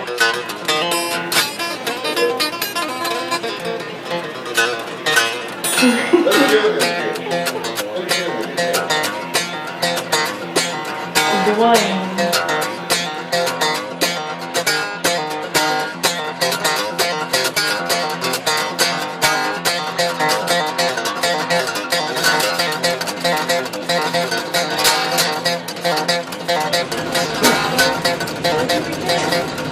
I don't have a problem with trying. You want to go see the Martier? No. I want to get my phone knocked over the fence.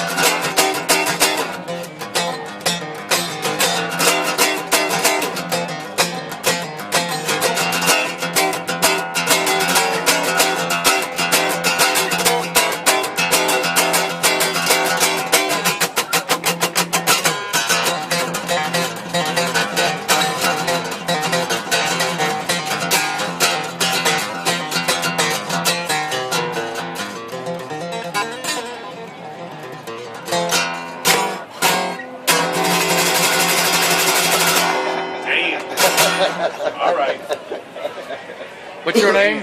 Scotty Bratcher. Scotty Bratcher, the best guitar player in the world. And that's on an acoustic guitar. You know, can't nobody play Stevie Ray Vaughan on an acoustic guitar.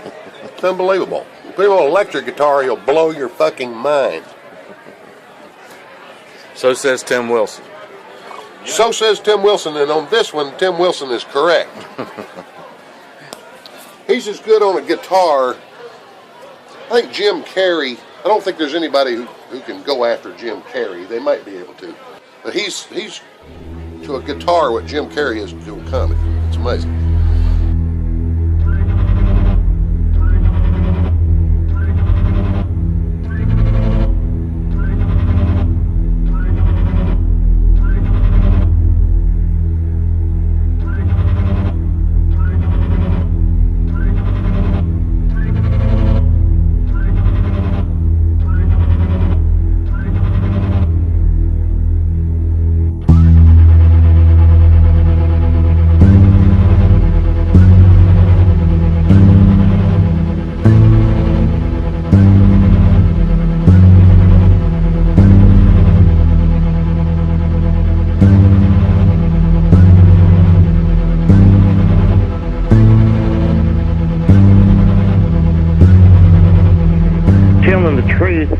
Unless you had the privilege of going to a strip club with the late, great comedian Tim Wilson. Oh.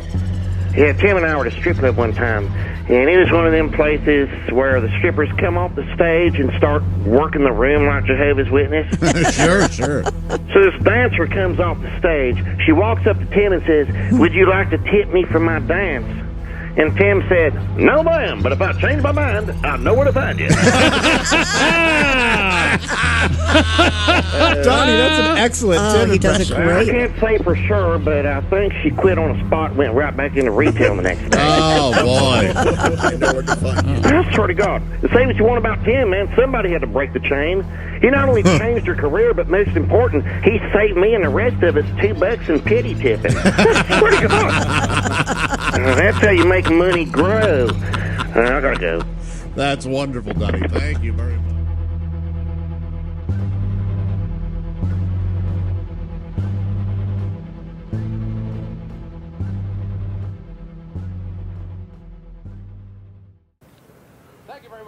Is that okay, Steve? Perfect, man, perfect.